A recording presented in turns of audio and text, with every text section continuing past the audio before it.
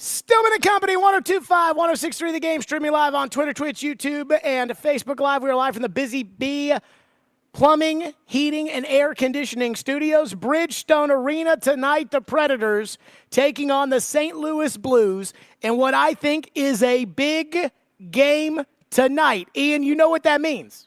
What's that mean? I don't say it's a big game if I don't think it's a big game. Must be a big game. See, I do not sell tickets for the Nashville Predators. They have plenty of people that do that. They're very good at it. And that's their job, not mine. So I'm not somebody to sit here and hype up a game. If it's not a big game, I'm not going to sit there and say, big game November 13th against Ottawa tonight. I'm not going to do that. But if I think it's a big game, I'm going to tell you it's a big game. Because if they win tonight, they're pretty much in the playoffs. And if they don't win tonight, then they're still they're still going to make the playoffs, but it's just going to be more difficult. So tonight, it's a big game. Now, I want to start on this. And I actually heard Caroline and them talking about this, and I was a little surprised because this is the 19,000th mock draft that has Joe Alt to the Titans. In fact, I think the midday show, Ian, started off today with Field Yates' mock draft at ESPN that has Joe Alt to the Titans. And then it went to Bruce Feldman's at The Athletic that had Joe Alt to the Titans. That's why earlier this week, when we played the cut of Pat Kerwin at NFL Radio taking Dallas Turner at 7, it was like, whoa, oh my God. There is a mock draft out there. There is an opinion out there that is not the Titans drafting Joe Alt. Yeah, that's like the only one. The only one. The only one. And so Bruce Feldman at The Athletic talked to college and NFL sources, and this is why this is important to me. Remember when Bruce Feldman talked a couple years ago to his sources about the NFL draft? And again, Bruce Feldman is a college guy. And so unlike some of these other guys that are talking to league people that really have a reason to lie, Bruce Feldman doesn't. He talks to college coaches. And he says, hey, what do you think about so-and-so? And these coaches that played against them, they're honest. Remember 2 years ago, the Traylon Burks is a couple of biscuits shy of being a flexed out tight end? And remember how many people got mad about that, only for him to show up to rookie minicamp the first day and not be able to get through the drills? So just keep that in mind when we think about these kind of sources. So, of course, Bruce Feldman, you'll never guess, he has Joe Alt going at 7. But this is actually more important of what they said about Alt than it is that this guy has a mock draft, and in this mock draft, he says the Titans are drafting this guy. The information he gets from the coaches, I actually think is a little bit more important. And so it says the coaching intel. One coach says, quote, I like him a lot. He's as good as I've coached against in a long time. He's athletic, he's big, he's strong, he moves his feet real well, he's never in bad position, he's never on the ground. Some of these guys, you can't get them moving. This dude always has his pad square and played with low pad level. He was the best lineman we played all year. That's it. Nothing wrong with this guy. And there are some college coaches that, and some of these other players that's like, well, we think that he really struggles with this, or you can attack him like that, or you can. Not Joe Alt. Joe Alt's only red flag is the red flag that Marcus Mariota had coming out of Oregon. Remember his biggest red flag is that there are no red flags. I'll take that as somebody's biggest red flag any day of the year. That being said, I have a hard time thinking it's going to be this easy. I see the draft lining up the same way everybody else does. I think 3 quarterbacks are going with the first 3 picks. I think the idea that Drake May is quote-unquote slipping, I think that's bullcrap. I think Drake May is very much a top 3 pick. I think it's more likely he goes at 2 than it is that he doesn't go in the first 3. Marvin Harrison Jr. is supposed to be a generational talent, and because he's got the lineage of Marvin Harrison Sr., it would not surprise me if teams are like, hey, you know what? This is what we're doing here. We believe, we know, blah, blah, blah, whatever you want to call it. Then there's Malik Neighbors, who's a dog. The Chargers don't need a left tackle at 5. The Giants don't need a left tackle, and they don't need a right tackle at 6. All those teams need receivers. The Giants could use a quarterback. And then there's all the J.J. McCarthy hype, which for some reason, I mean, everybody is saying this J.J. hype is real. It's really going to be this easy? Like, I mean, we just started the month of April. The draft is in 3 or 4 weeks, and I already know who the Titans should take at 7. I already know that he's likely to be there at 7, just given the process with which the draft is going to unfold. It can't be this easy, right? He can't be this good. He can't be just a simple, oh, yeah, this team's got the best offensive line coach in the NFL, and they are going to get a premium player at a premium position who has no red flags, who has NFL bloodlines. Thomas Dimitrov, the former general manager of the Falcons, the one that built the team up twice. You know, the first time they got to the NFC Championship game with Matt Ryan and Roddy White and Julio Jones, and then the second time they got to the Super Bowl. By the way, it's not a general manager's job to close a 28-3 lead. Thomas Dimitrov knows what he's doing. And Thomas says he is a franchise pillar player. When you hear franchise pillar player, that doesn't mean good player.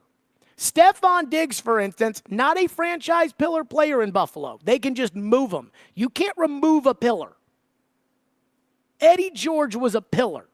That's what we're talking about. This guy, he's going to be there with the 7th overall pick. A left tackle that's supposed to be this good is going to be available at 7. And you've got Bill Callahan able to coach him. And there's nobody else in the league that's looking at this and says, man, this guy is just screaming. Draft, little bit of a rough start, I would assume, just because in the NFL we don't practice and it's different from college. And then all of a sudden, you've got this mountain of a man who's never been injured before, and even the opposing coaches aren't saying, well, you know what we were able to do is we were able to get him back on his heels, and so if you can rock him back and forth and he'll have to work on the technique and he'll have to, nope, none of that. I mean, it's almost like it's too good to be true. It's almost like one of these infomercials that there's no way to believe that for $19.95 that I can get this miracle instrument, and if I call within the next 15 minutes, not only do I get 2. There's no way that this is, I just can't. I've not seen, heard a bad thing about Joe Alt. And so I'm listening to Kaharski yell and scream on the morning show earlier this week about, well, if my league neighbors are there, you have to go with the. Hold on. I've got 0 red flags. Incredible size. Great athleticism based off the testing numbers. Excellent metrics, according to the Sumer Sports people, you know, the analytic nerds that came on our show to argue about why analytics are important. They say his run-win rate is incredible at Notre Dame. They say that the Notre Dame offense is more like an NFL offense than 90% of the colleges out there. You'd have to check that yourself. I have no idea. And this guy's going to be available at 7? Oh, should we even have a discussion? And again, all of these guys, you know, there were a lot of knocks on some of these guys that are like, hey, he's really good at this. We think he can be had here. He's got to develop there. And even guys like Dallas Turner that are, again, top of the board at their position, there are, well, you know, there's this about that, not Alt. And so I'm just at the point where on draft night, if it doesn't happen, if Joe Alt's not a Tennessee Titan, it better be for one of 2 reasons. 3. 1, the Titans ended up with some massive haul to move out of 7. I mean, one of those like John Robinson dealing the first pick to the Rams type hauls, where you're on the board at 7, Alt's there, so is J.J. McCarthy, Minnesota calls up, and all of a sudden it's like, okay, I'm going to get 11, I'm going to get 22, and I'm going to give you 38, and you're going to give me something better than that fourth-round pick, which is the trade that I've said that if it was there would make sense for both sides for McCarthy. But I wouldn't do that for Alt because I think Alt's too good. I mean, to me, it's left tackle, don't worry about it. Left tackle, don't worry about it. For 4 years, you will not have to write a big check at left tackle. And then after that, you'll have to write a huge check. So that's the first way, is if you get some massive haul to move out of it that, like last year, that's how I think Arizona felt about Will Anderson, was Arizona felt like, look, if we're going to move out of this pick for Will Anderson, you better give us the earth and the moon. And they did. And so they did. So that's the first thing. The second reason would be somebody jumps you in order to get Joe Alt. There's only one team I'm really worried about doing that. That's Chicago at 9. Chicago's got an average left tackle. I talked to Bill Zimmerman, who I used to work with at Sirius, who now does a blog covering the Bears, and he's from Chicago. And he used to work at Porth Station before Porth was there back in the day, before he went to Sirius to work in management or whatever. And Billy Z told me that, yeah, he's an average left tackle. So I do wonder if Chicago's like, hey, we've got Caleb Williams, we've got DJ Moore, who's in his prime. We've got Keenan Allen, who is not in his prime anymore, but he's there. Chicago says, okay, let's call the Chargers and let's make another deal. That's the only team that I could see jumping 7 in order to get Joe Alt. So that's the second way you don't end up with him. The third way is he just decides to retire from football, which isn't going to happen. I mean, it's crazy because the draft usually gives a lot of us anxiety. Like, oh, how are they going to mess it up? Or, oh, is anybody that you're going to want, are they going to be there? And then what happens if guys fall? And then what? This is the one where I'm like, man, there is one guy who checks every box. And I'm almost 90% sure he's going to be available. And I'm just looking for something. I'm looking for something that somebody can tell me that would be a reason to not draft this guy. And I don't see it. I don't know about you guys. I don't see it. So now we even have his opposing college coaches that are like, oh, yeah, no, this guy, he's the guy. I remember when Louisville hired Peter Sermon, a former Titan linebacker, played with Derek back in the day, the Steve McNair, Eddie George teams. Louisville hired Peter Sermon to be their defensive coordinator. And I told Floyd that day, I said, hey, Louisville just hired Peter Sermon to be their defensive coordinator. And Floyd looked at me and said, good for Peter. I'm like, good for Peter. What about us? Normally I want to hear oh, I'll tell you, he's the best. I know he'll be. I went into the studio, the midday show, and I said to Derek, hey, Louisville just hired Peter Sermon to be their defensive coordinator. What do you think about that? And Derek said, that's good for Peter. And I'm like, good for Peter. What about, he sucked. I mean, I just tell you right now, he was terrible. When it comes to Joe Alt, I haven't met a single person that has anything that should dissuade me from saying, I have had a hole at left tackle the size of the equator.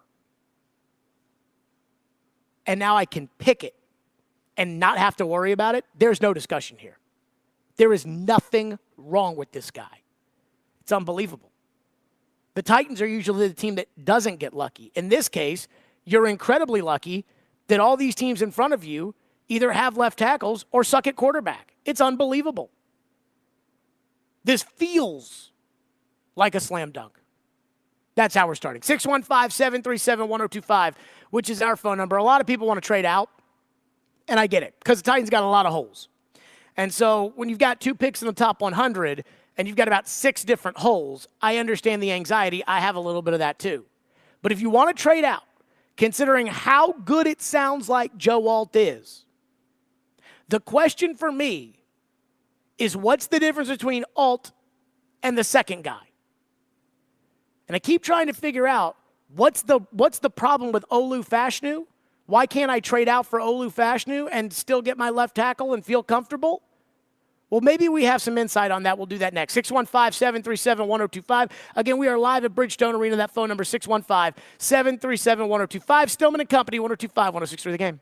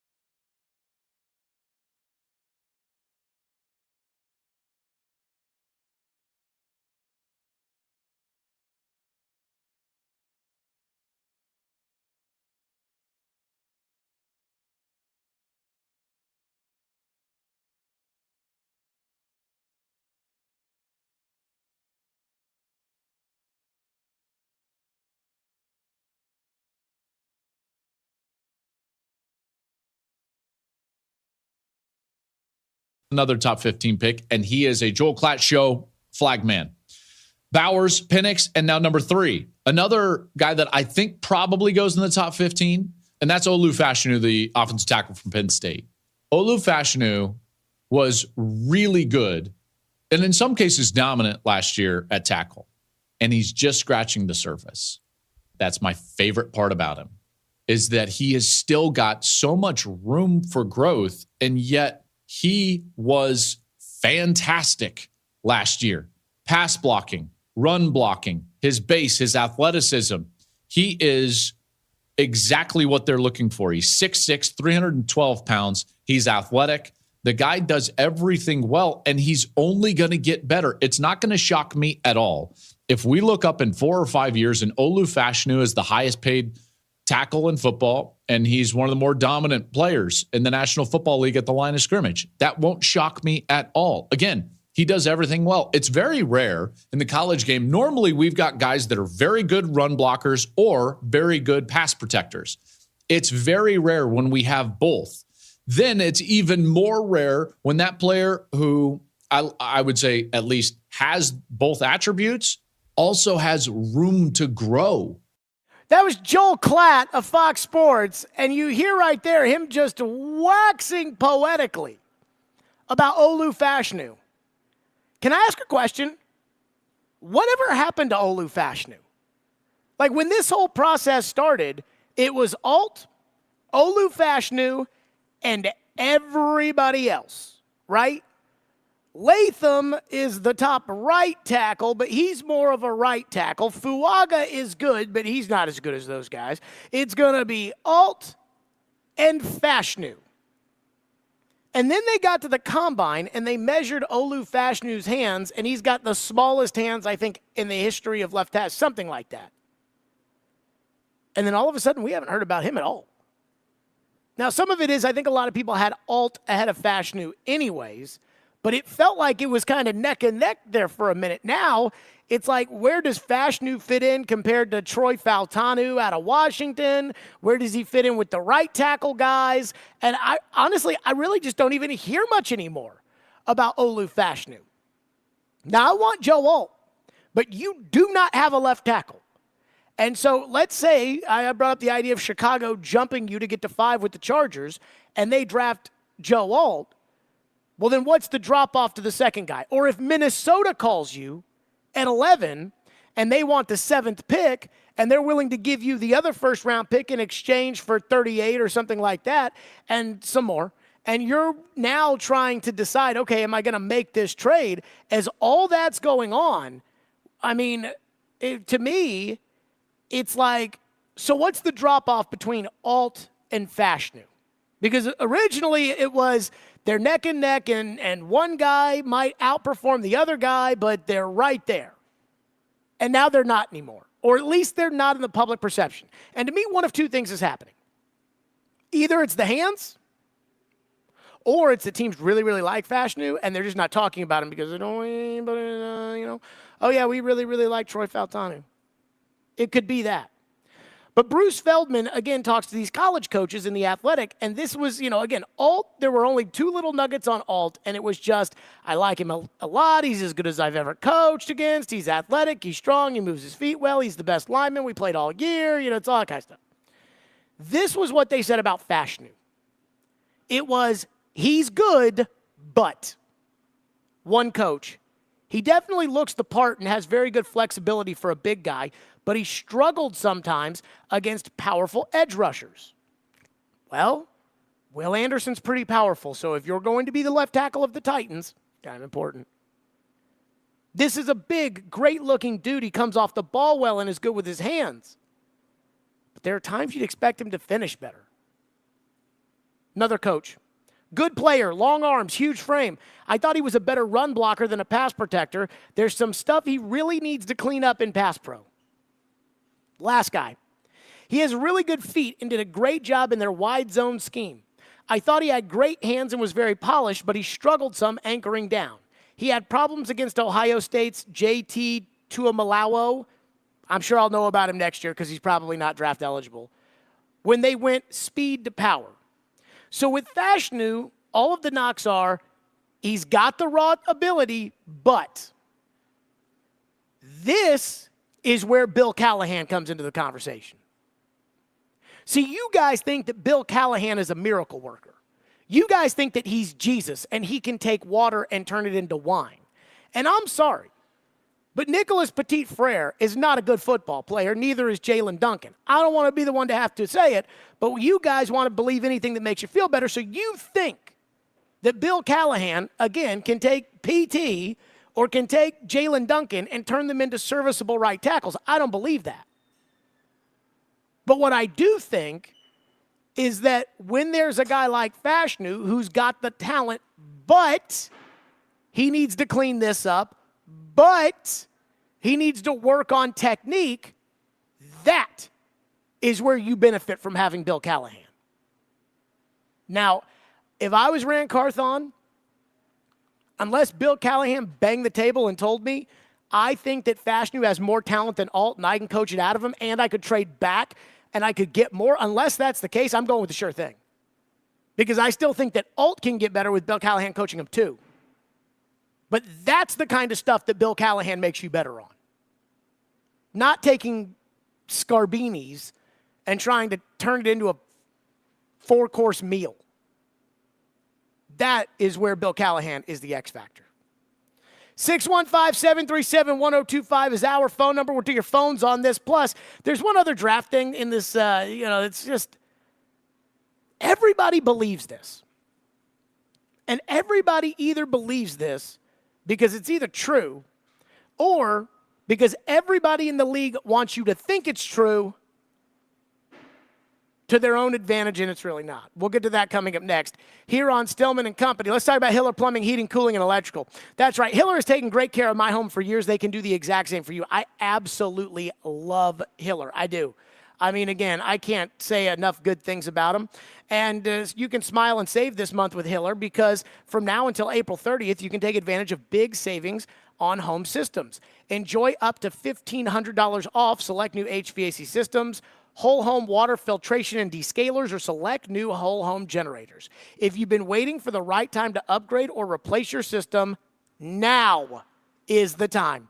Visit happyhiller.com today for details. Again, Hiller, they're the only people I trust on my home. The only people. I love them. That's Hiller Plumbing, Heating, Cooling, and Electrical. Proud supporters of the Preds, the Vols, and Vandy. Hiller, call the Happy Face Truck today.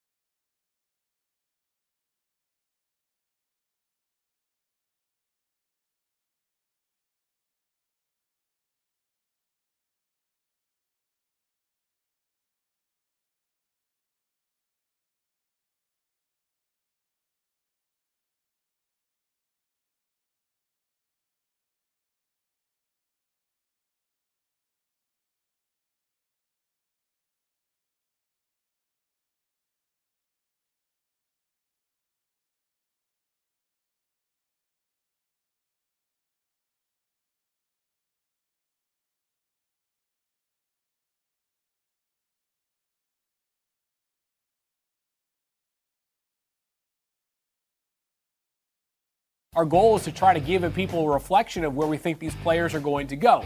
How much of JJ being at 14 is how much you like Mel versus how much you think the league likes JJ McCarthy?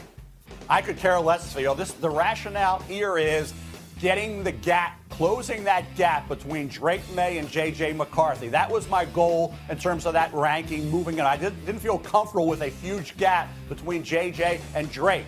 So it really had nothing to do. We know he's going to go probably in the top 6 overall. So I think when you look at the gap between Drake May and J.J. McCarthy, I wanted to close it a little bit. That's why he's at 14. He's not going to get any higher. That's as high as he's going to go. So he's at 14. We know he's going to go in the top 6. To me, that's overdrafting. So I wasn't going to push him up any higher, but I didn't want to have McCarthy at 25 and Drake May in the top 10 on the big board. Didn't want to have that differential there. That's why I made that move. Okay, Mel Kiper just told you, I don't like J.J. McCarthy, but he's going to go in the top 6, so screw it. He's 14 on the big board, even though I don't like him. And I saw, again, Bruce Feldman's talking to these college coaches because he's a college guy. And he's got J.J. McCarthy at 4 to Minnesota in his mock draft in a trade with Arizona. That's kind of the new in vogue thing. The new in vogue thing when it comes to J.J. McCarthy is 4 or 5 and Minnesota or Denver, who trades to 4 or who trades to 5 in order to get J.J. McCarthy. Now, you heard Mel again, and Mel's not the end-all be-all on any of this stuff, but you heard Mel say, like, I'm not going to put him higher in 14 field. I will not do it. He's going to go in the top 6. I think that's overdrafting, but I just put him up there because that's what people are saying. Well, a lot of people say a lot of things this time of year. And I just wonder, with J.J. McCarthy, because, again, I haven't done the study on it. Like, I'm talking about something like I know, but I haven't studied McCarthy. I mean, I had certain feelings about Levis and Anthony Richardson, and then I watched the tape. I was like, holy crap. About Richardson. Levis I liked. Richardson, poof. But if what happens to J.J. McCarthy happened to Will Levis, or what happened to Will Levis last year happens to J.J. McCarthy this year, then the next guy that skyrockets up the board this time of year because, oh, my God, this quarterback, he's unbelievable, will know it's all smoke. And I do wonder if that's Harbaugh and everybody else just trying to blow smoke. And here's the other question I would have when it comes to J.J. McCarthy, if he's that good. If J.J. McCarthy is that good, why doesn't Arizona just draft him with the 4th overall pick? I mean, it's not like Kyler Murray is a franchise can't-miss superstar quarterback. I understand why the Chargers wouldn't draft J.J. McCarthy, but you can't explain to me why Arizona wouldn't. That doesn't make any sense. If McCarthy is all that and a bag of chips, why would Arizona, if Arizona had the first pick in this draft, would they keep Kyler Murray or would they draft Caleb Williams? So I am skeptical, again, on the JJ front, but I do hope it's real because it can only help the Titans. All right, I promised phones. 615-737-1025. Phone lines are driven by WilsonCountyHyundai.com. Jack says, Bill Callahan is better than Jason Houdeling, no doubt. So there may be something there with Nicholas Petit-Frere, a.k.a. PT. We just don't know. It's hard to throw final judgment on him before Bill can get his hands on him. Brian has mentioned PT a bunch too. Makes me think we'll give him a shot. I want Alt as well. I've actually thought about this. I wonder if Brian Callahan's, we've got Nicholas Petit-Frere and Jalen Duncan. I wonder if that's because the Titans are thinking about going tackle. You know, tackle at 7 and tackle at 38. You know, Joe Walt at 7, Kingsley Suamataia at 38. I do wonder if that's part of the smokescreen. But to the theory about, well, hold on, you know, let's see, let's let Bill Callahan get his hands on him before we sit here and decide what's what. So before we do that, why aren't we doing that for Treylon Burks? I'm not doing that for Treylon Burks. Are you? Ian, are you willing to count on Treylon Burks going into next season? For a lot of production? No, probably not. So why am I counting on PT to be my right tackle? Like, what's the difference here? Burks, his rookie year. See, Has Burks, PT flashed more? No. PT sucked that first year. And my theory was, okay, he sucked, but It's hard to develop linemen in today's NFL because they don't practice anymore. So the real way guys get experience is through playing in the game. So let's see how he does in year 2. Then he's dumb enough to get that gambling suspension, and you guys treat it like that's an okay thing. Like, oh, he got the gambling suspension, Jared, can't hold it against him. No, I hold that against him because he was dumb enough to get it and nobody else was. And then when he came back, he sucked, and then he got hurt. So why am I – hold on. Wait, help me out here. For 2 years, the guy hasn't been good when he's played. And for multiple reasons, he hasn't played. And I'm supposed to count on him, but I don't have to count on Burks? Burks has flashed more, in my opinion, than PT has. So I think you're drinking some Kool-Aid if you are asking Bill Callahan to make him a legitimate right tackle in the NFL. One texter says, thank you, Jared. The Titans have to take a left tackle. It has to be Joe Alt, and there is no reason to discuss this. I really don't want to just say, Alt at 7, end of story. Because there's a million things that can happen between now and the 7th pick on draft night. There's also about a million segments that we have to do between now and draft night. But if I was the FanDuel Sportsbook app, and I have not looked at the draft futures, but if I was FanDuel Sportsbook, I'd have the odds of Caleb Williams going number 1 at like minus 2,000. Because it's obvious Caleb Williams is going number 1. Then it'd get a little tricky at number 2, right? You know, some May, some Daniels, maybe if you're one of these JJ believers, I don't know. The third one, it's going to be May and Daniels, and okay. I would put the odds of Joe Alt going to the Titans at like minus 550, and the only reason it wouldn't be more is simply because what if one of these other teams? It's minus 110. It's minus 110? For Alt to go number 7 overall. Shouldn't it be higher than that? But let me guess. I would guess, pull up 5. I bet you, or 6.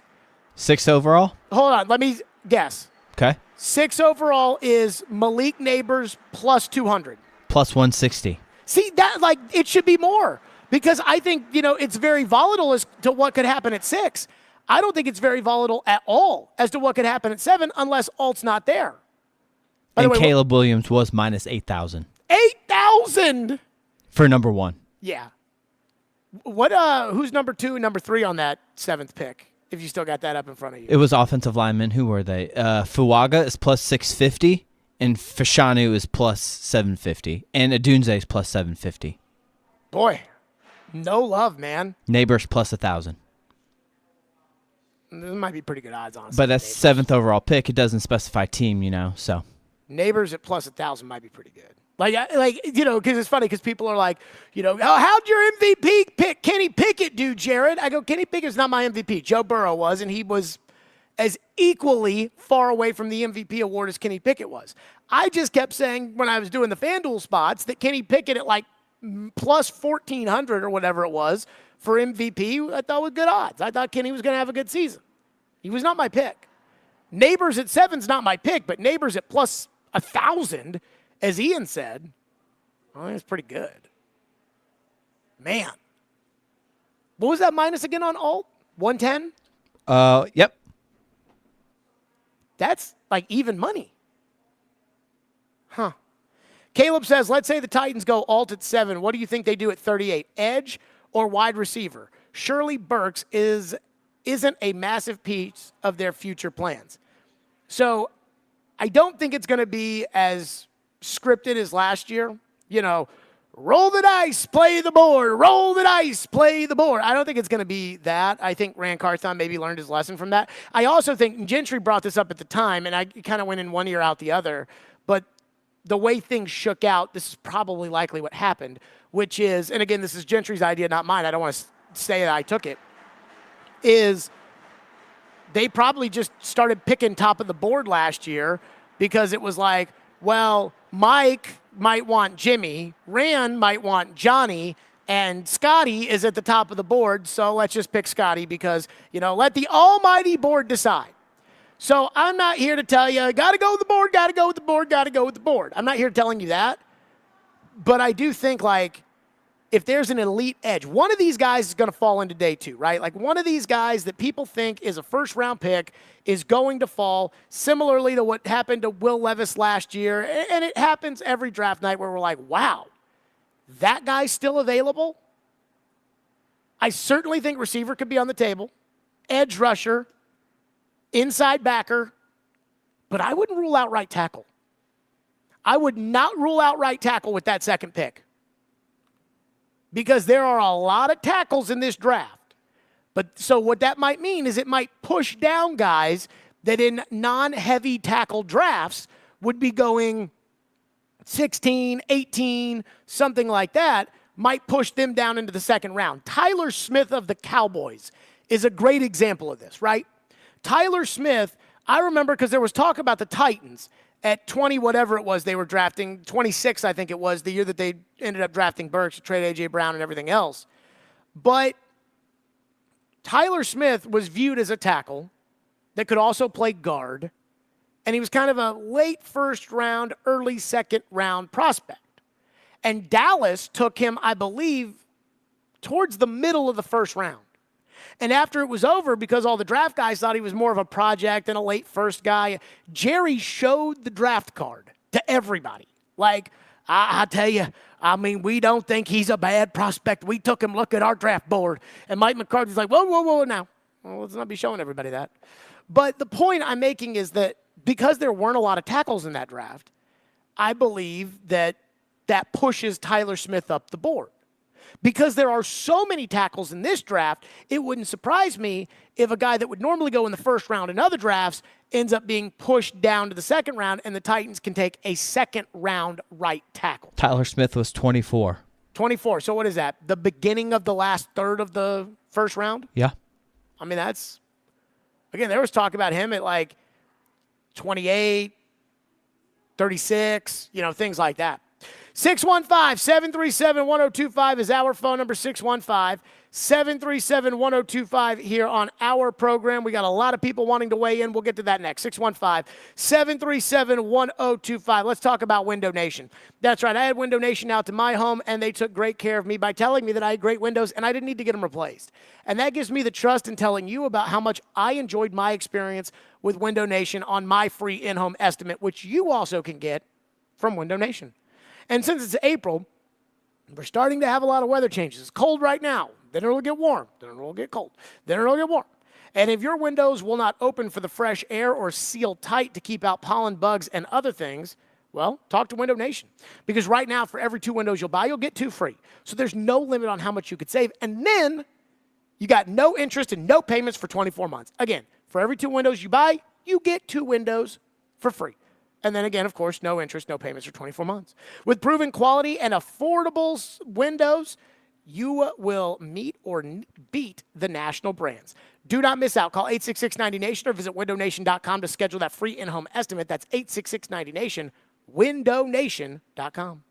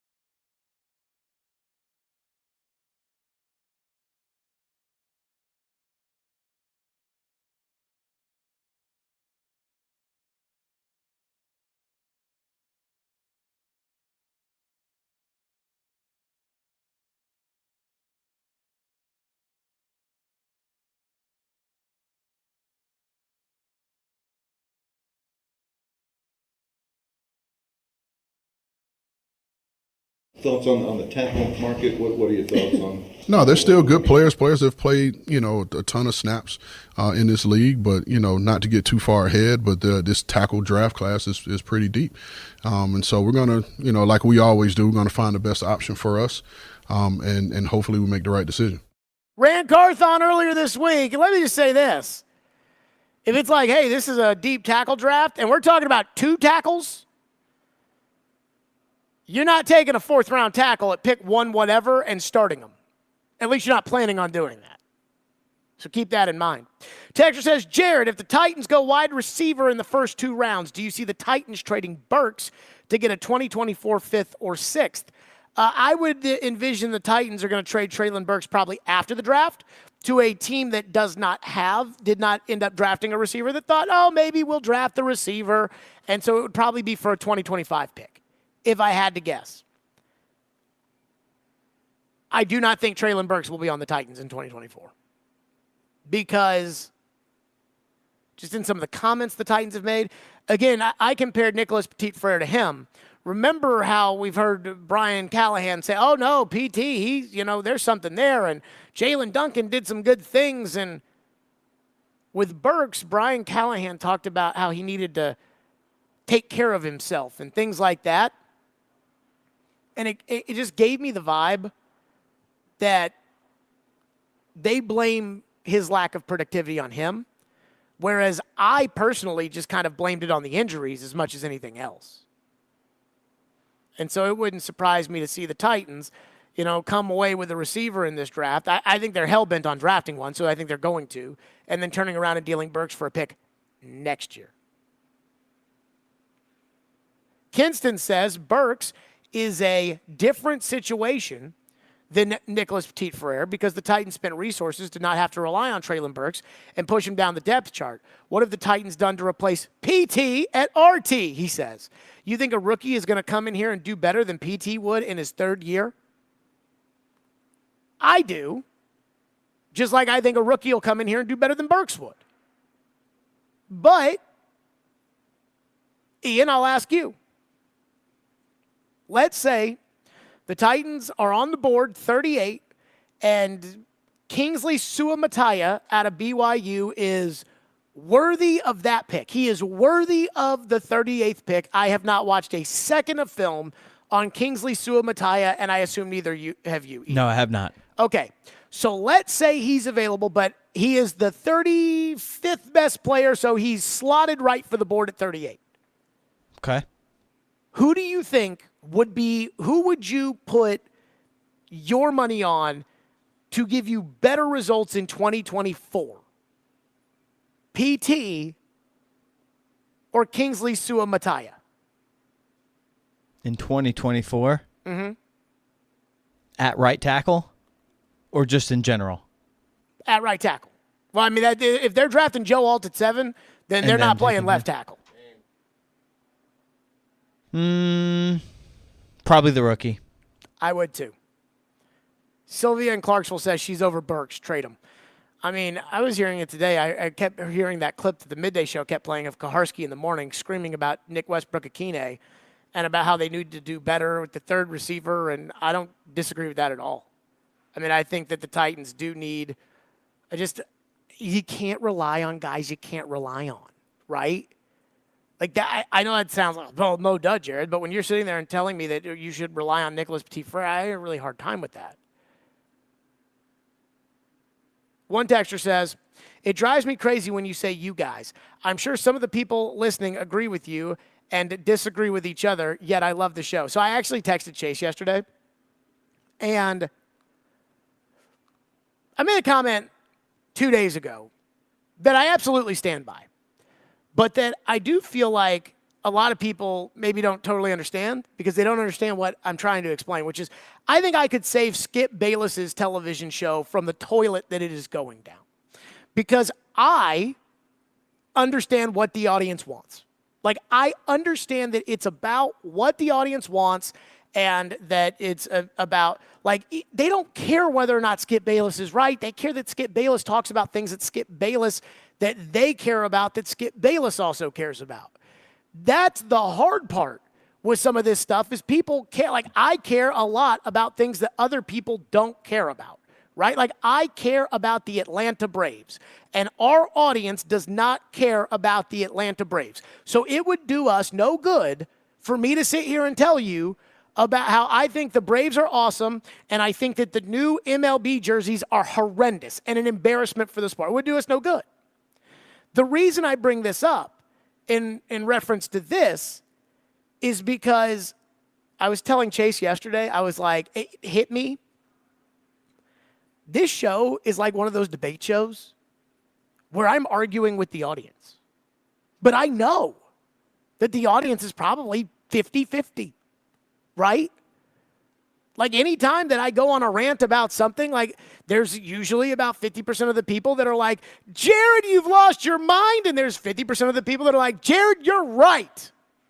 Well, I'm talking to the 50% that say, Jared, you've lost your mind. I'm talking to the crybabies that call in and text in and are like, L'Jarius Sneed hasn't missed a game. Just, again, completely disregarding the fact that the scuttlebutt is it's a degenerative issue. So what it was last year, supposedly, if it's a degenerative issue, doesn't mean that it will be as good this year and it will be worse next year, but those people don't want to talk. And so I feel like I'm arguing with that. So when I say you guys, you're right. You're right. I do not think that that 100% of the audience disagrees. That's the way that I would look at it. LD from McMinnville said, PK said there's hardly a gap between Alt and the next three tackles, according to people that know these players better than he does. Look, man, I just read what Bruce Feldman wrote in The Athletic, where he talked to these coaches, and all the coaches had nothing but glowing things to say about Joe Alt.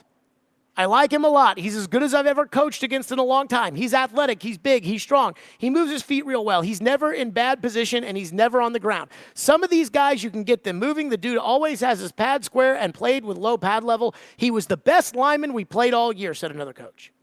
With Fashanu, it was, he's good, but. He definitely looks the part and has very good flexibility for a big guy, but he struggled some against powerful edge rushers. But it sounds, and I understand that in the NFL there is nothing that is a sure thing. I thought Jeff Okudah was a sure thing. I thought Jerry Jeudy was a sure thing. So I understand that there is no such thing as a sure thing in the NFL draft. But it does feel, from what everybody that, again, does this stuff is saying, is that there's almost no dings on Joe Alt. The guy's never hurt, plays every game, big, athletic, strong. I mean, even his interview, we played that cut last week of when he sat down with the NBC Sports people at the Notre Dame Pro Day. And, nobody cares what an offensive lineman says in an interview. But I just laughed when he talked about how, like, his mom is reading about what people are saying about him on Twitter. And he's like, Mom, you got to put it down. There's no way to know what's going to happen. Like, I even laughed at that. I'm like, but that's the perfect answer. Like, there's no way he was coached up for that, because they're coaching him up on football. But that was perfect. And no one cares what a lineman says, but it was perfect. So if I got perfect, I ain't trading it if I can get it at left tackle and then never have to worry about left tackle again. TD is up next. That's right. And we'll get TD's reaction. I want to know what TD thinks of the AFC South after the Stefon Diggs trade. So I want to start on that, and then we are all draft with TD for the next hour. Tune in to 94.9 The Fan today as Vandy Baseball takes on LSU. Pregame at 5:15, first pitch at 6. Caroline going to the game, Ian? It's in LSU, so I don't think so, no. Probably not. Vandy Baseball brought to you by Smoky Mountain Tops, your countertop experts. Visit SmokyMountainTops.com.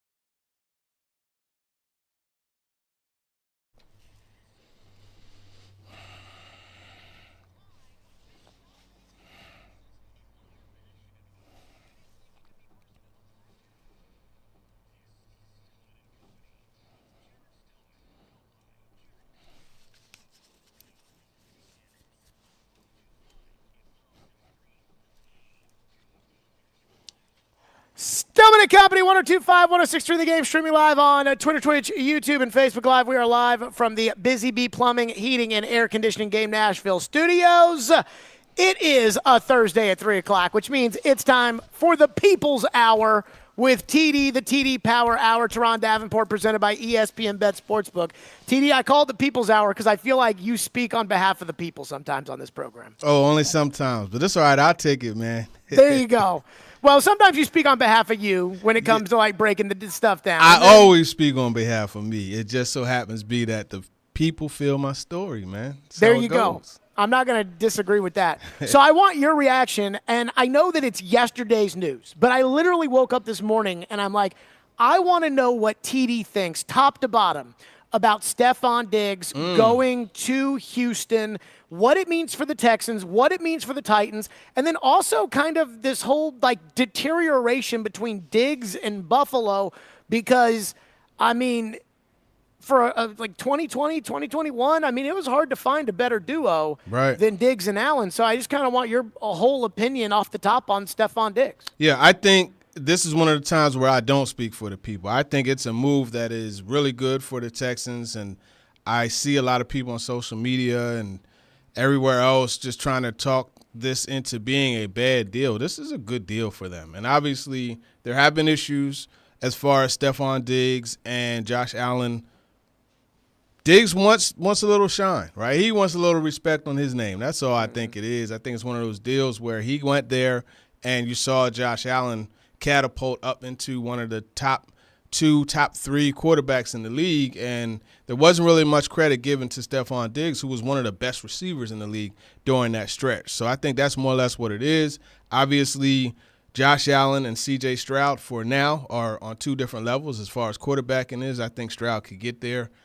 It's just going to be about how they distribute that football. Bobby Slowick has to find a way to keep everybody happy because you got a Tank Dell, you got Nico Collins, you got Stefon Diggs, you got Joe Mixon in the backfield, and, oh, by the way, Dalton Schultz at TE. So they're going to have to win. And the one thing that I've noticed, and I'm sure you've noticed and everyone else has noticed, is winning, it kind of puts a mask over a lot of different issues. So I think it's a good move. It's going to be outstanding to watch their top 3 receivers against the Titans' top 3 defensive backs. Just has to get a pass rush, so that pass rush has to get better. But, yeah, I mean, it's a great move for the Texans, in my opinion. So the thing that's crazy about what you said is about the winning cures all, and in 99.9% of the time that's true. With Diggs, I was reading a story in The Athletic, and it came out of Buffalo, but I was reading a story today in The Athletic, and there was a line in there that over the remaining 7 regular season games, Diggs caught 34 balls for 315 and 1 touchdown, while Allen accounted for 1,896 yards, ran for 10 touchdowns, and threw for 8 more. James Cook, Khalil Shakir, and Dalton Kincaid emerged as trustworthy options. The Bills went 6-1, and their lone loss was to the Eagles. And then I think about the Texans. Stroud has a great relationship with both Dell and Collins, at least a football relationship. You know, the chemistry that they have. I thought Schultz was the perfect addition because he kind of looked to be that trustworthy tight end that he was peppering. And I do wonder if Stefon Diggs, you know, if he was unhappy at the end there about how, hey, now Kincaid's getting the ball, now Shakir's getting the ball, now Cook's getting the ball. Is he going to be that way in Houston, or is he going to be on such a revenge tour that all he cares about is just showing the Bills that they're wrong by making the Texans better than the Bills? Well, I always like a supremely talented athlete being challenged, and I think getting traded is a way where, hey, the Bills said, we are going to take an additional $3 million in salary cap punishment to get rid of you. Altogether, it's going to be 31. That's how bad we want to get rid of you. I think that's what I call in sports a firing. Yeah, he got fired, right? And I think that's something to really challenge him. So I don't feel that's going to be an issue. We just have to see. The one thing I do like about a guy like C.J. Stroud, I don't know if you know about his background and the things that he's been through, but he's been challenged off the field, and he's been weathered off the field. So you take that onto the field, and it's like, a guy telling me to throw him the football, like, that's not going to bother me. You know what I mean? Sure. That's the approach that I think C.J. Stroud would have. But, again, you're also looking at a situation where it's like it's a different setting, a different environment. It's almost a reset for him. So I think that's going to be positive. Look, there's going to be issues. There's going to be issues, right? I don't care who it is. You know, DeAndre Hopkins and Will Levis, they had a disagreement, right? And they had it and they moved on. I think it's really going to be about how these two as men are going to be able to have these issues and then move on. That's going to be the key. I heard a lot of Titan fans yesterday talking about the matchups, about McCreary and Snead and Awuzie versus Dell and Collins and Diggs. And yet all I can think of anytime I hear somebody bring that up, TD, is the fact that Danico Autry is on that team and that they haven't filled the hole for Danico Autry. And it almost reminds me of how much joy as a Titan fan I took out of what happened to the Colts when Danico Autry came here. And it went from Danico Autry kicking the Titans' butt to Danico Autry kicking the Colts' butt. And I'm worried about that. Like, I would feel so much better if Danico Autry was on your team and the Titans. Then we can talk about these corners versus the receivers, because no matter how good these corners are, if you can't get to that quarterback, those receivers in Houston will get open. Well, remember what I said about the pass rush when I was saying their top 3 receivers versus the Titans' top 3 defensive backs. The pass rush.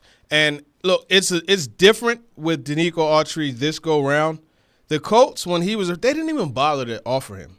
The Titans wanted to keep Danico Autry, but it just got to a point where there was a deal in place that just it wasn't going to work. You know what I mean? So they had to pivot to other things. That's what happened. So Danico knows that they wanted him. In fact, you look at the Colts. I remember the week before the first time he played against them. You wouldn't know. No offense, because you're not in the locker room. But Danico Autry doesn't talk a lot, right? But that week he had all kinds of rap for me, and I did a story, and he was the one thing that he was mad about over everything else was they didn't even bother to offer him. Yeah. So that's where his venom came from. This time, I mean, obviously you're always going to be hyped to go against your old team. So I'm sure he's going to be excited. Hey, that's why you got to make sure that this offensive line is right, because there's a lot of pass rushers in this division. And then you look at Danico, and we talked before, right, Jared? Darius Robinson, very similar player. Obviously not, as experienced because he's going to be a rookie coming in. But if you could find a way to get him out of Missouri, I think you're cooking. So last year, I pushed back a lot against the national narrative in the offseason that Jacksonville was about to ascend.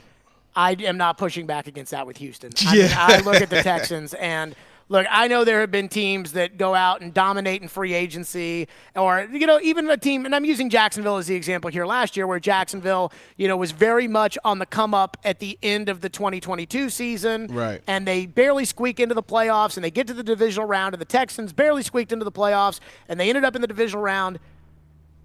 I believe there is a chance that the Houston Texans are the number 2 team in the AFC to the Chiefs. I'm dead serious about that, and I can't believe I'm saying it. Is it Friday? But I know. I can't believe I'm saying it, because you know how much I love Joe Burrow. Yeah. And yet at the same time, there is no way the Buffalo Bills are a better team today. No, and the GM even said it yesterday. He said, we're not a better team today because of, the firing Stefon Diggs. I really think there's a chance that, again, you know me, I pushed back against Jacksonville last year. I think Houston might be freaking awesome this year. Look, man, I said, is it Friday, jokingly. Listen, you having them at number 2 isn't too much of a hot take, in my opinion. I definitely think the Ravens are there because you put Derrick Henry there, and we see what they'll be able to do receiver-wise in the draft. But, yeah, Houston, at a minimum, in my opinion, is top 3. At a minimum, they're the 3rd.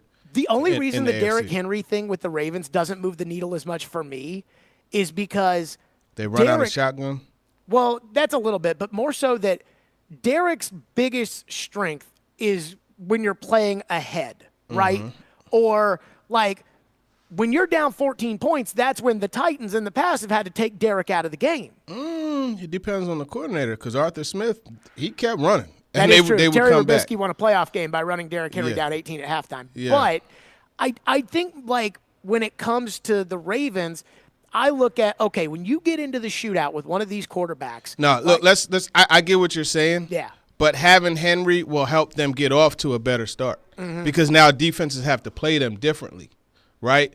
And I think, if you get those more stacked boxes, which we know Derrick Henry dominates, and you look at, man, they have, their fullback is 300 daggone, he's 300 pounds. Well, he looks like a lineman. You're going to have half a ton coming at you. I wouldn't want to be a linebacker in the AFC North. I wouldn't want to be. So I think you look at that, it's going to change things the way teams have to play. And then not to mention, when you have a guy like Lamar Jackson, you could run that stretch, and sometimes you boot off of that stretch, right? And a defender always has to be there and pay attention to Lamar Jackson. So that's taking a defender out that would normally pursue and possibly have that late pursuit to cover up the cutback that Derrick Henry likes to make on those stretch runs. So, look, I think the Ravens are going to be good. They just have to figure out a way to be better in the pass game. And those 2 tight ends that they got, because Isaiah Likely came along, and then we all know what Mark Andrews brings. If they could get another receiver in there to complement Zay Flowers, you're going to have something. So I think the Ravens are going to be good, and defensively they're going to be solid too. All right. I'm going to put Ian on the spot here. Ian, Texans or Ravens? I will say, and I think it's really, really close, I'll say Texans. So now you got to break the tie. I'll probably – I have to lean Ravens. Okay. You know what? That actually makes me feel better because I don't want the Texans, Well, I hate the Ravens too, so it is what it is. They're both going to be good. TD is with us. So every mock draft basically says the Titans are taking Joe Alt. But TD has a lot more info, I think, than the guys that are making the mock drafts in terms of what the Titans are thinking, maybe what some teams around the Titans are thinking. So what does TD think about what seems to be 99% of the time the answer in anybody's mock draft for the Titans? Joe Alt will do that next. The TD Power Hour is presented by ESPN Bet Sportsbook. Stillman and Company, 102.5, 106.3 The Game.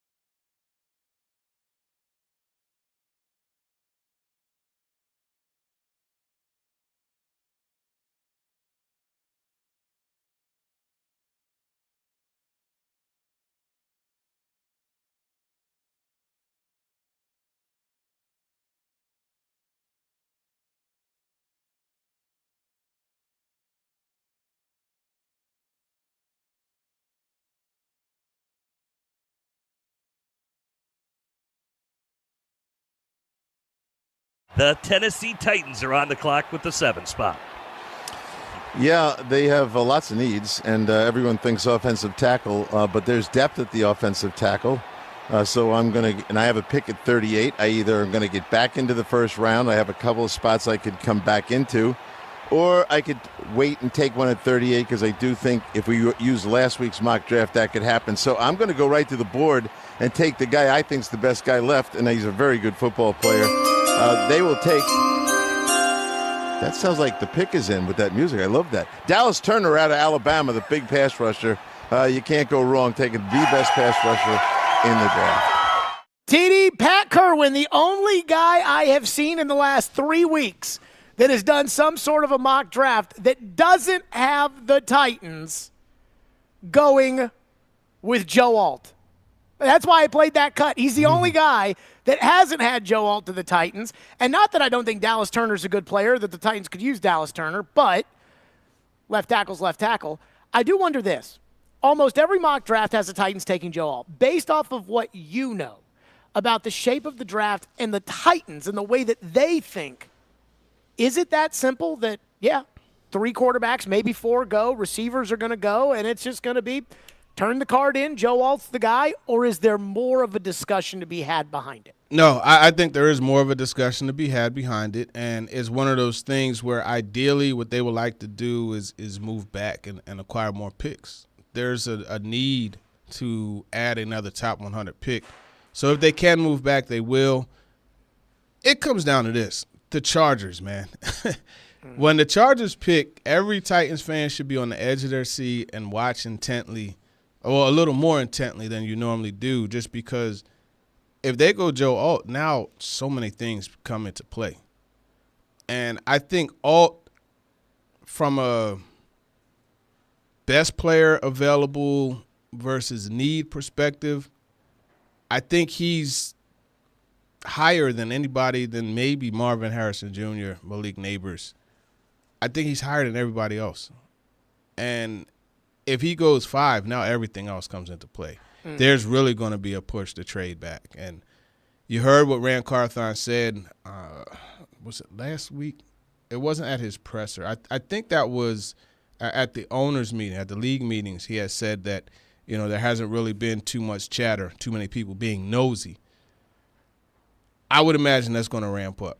And if I'm the Titans, I'm saying everything I can about, you know, listen, we like Will Levis, but I'll tell you, that J.J. McCarthy, you know what I mean? That's what I'm doing. Hey, I said before the Combine, I said as a Titan fan, go J.J., and apparently everything has gone in that direction. Yeah, and that's what you want to do, because then now you move back. And, look, Olu Fashanu, look, I think Joe Alt is a better prospect, but you're kind of reaching the point where there's prospect fatigue with Olu. And we talked about this with Marvin Harrison Jr. Sometimes when a guy is so good for so long, you're like, man, there has to be something wrong with this dude. There has to be something wrong. And then you start to nitpick and white glove his film and everything. And like any other prospect, you're going to see stuff that isn't right. And you just start to look for that. That lens is you're looking for bad stuff, and that's what happens. I think Olu, I mean, just think about it. In November, December, it was like, oh, yeah, he's going to be a top 5 pick.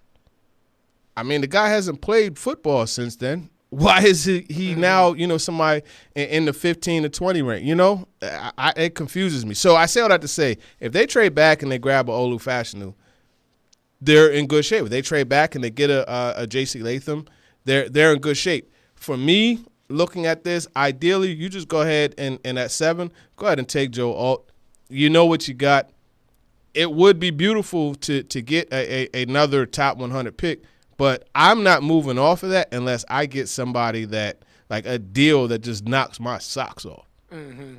You know, what I was thinking about, too, with Olu, and I brought this up in the last hour because one of our topics last hour was, what happened to Olu Fashanu? Because we don't talk about, like, it's not we talk about how, well, you know, all the draft guys are talking about this guy or that guy. Well, the draft guys are talking to the teams. And there was an article before the draft that came out at ESPN.com when Todd McShay used to work at ESPN. And I don't know how well you know Todd. I know Todd a little bit. He's not a dummy by any stretch of the imagination.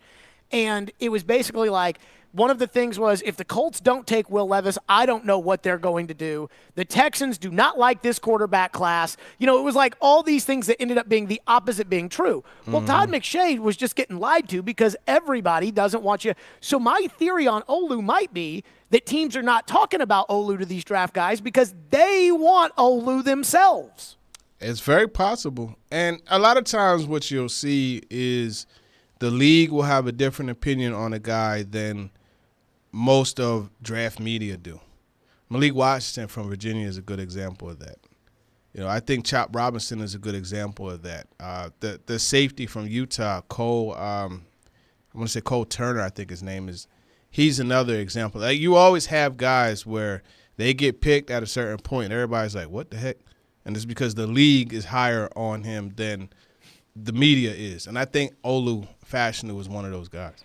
So the other thing, too, that I want your opinion on when it comes to Olu and the alt and the tackle, what do we make of the rise of Troy Fautanu at Washington? Because there's some talk that, he might be more of a guard. Then his arms came in at tackle length. The tape, supposedly, and you've watched it, I haven't, apparently he's a very solid player. Yeah. But then there's the thought that Michael Penix is a left-handed quarterback and not a right-handed quarterback. And yet I saw Mel's latest big board has Troy Fautanu at 9. Yeah. And I just kind of wonder, okay, why is he rising? What's special about him? And then how does he compare to Alt and Olu Fashanu? It was Cole Bishop, actually. That's the Utah safety. I said Cole Turner, who was a tight end out of Nevada a couple years ago. But nevertheless, what you're saying about Fautanu is very true. And it's interesting because everybody, they looked at his height and they said, oh, well, he's a guard. And then, as you mentioned, the long arms came out and they said, oh, well, maybe he can play tackle.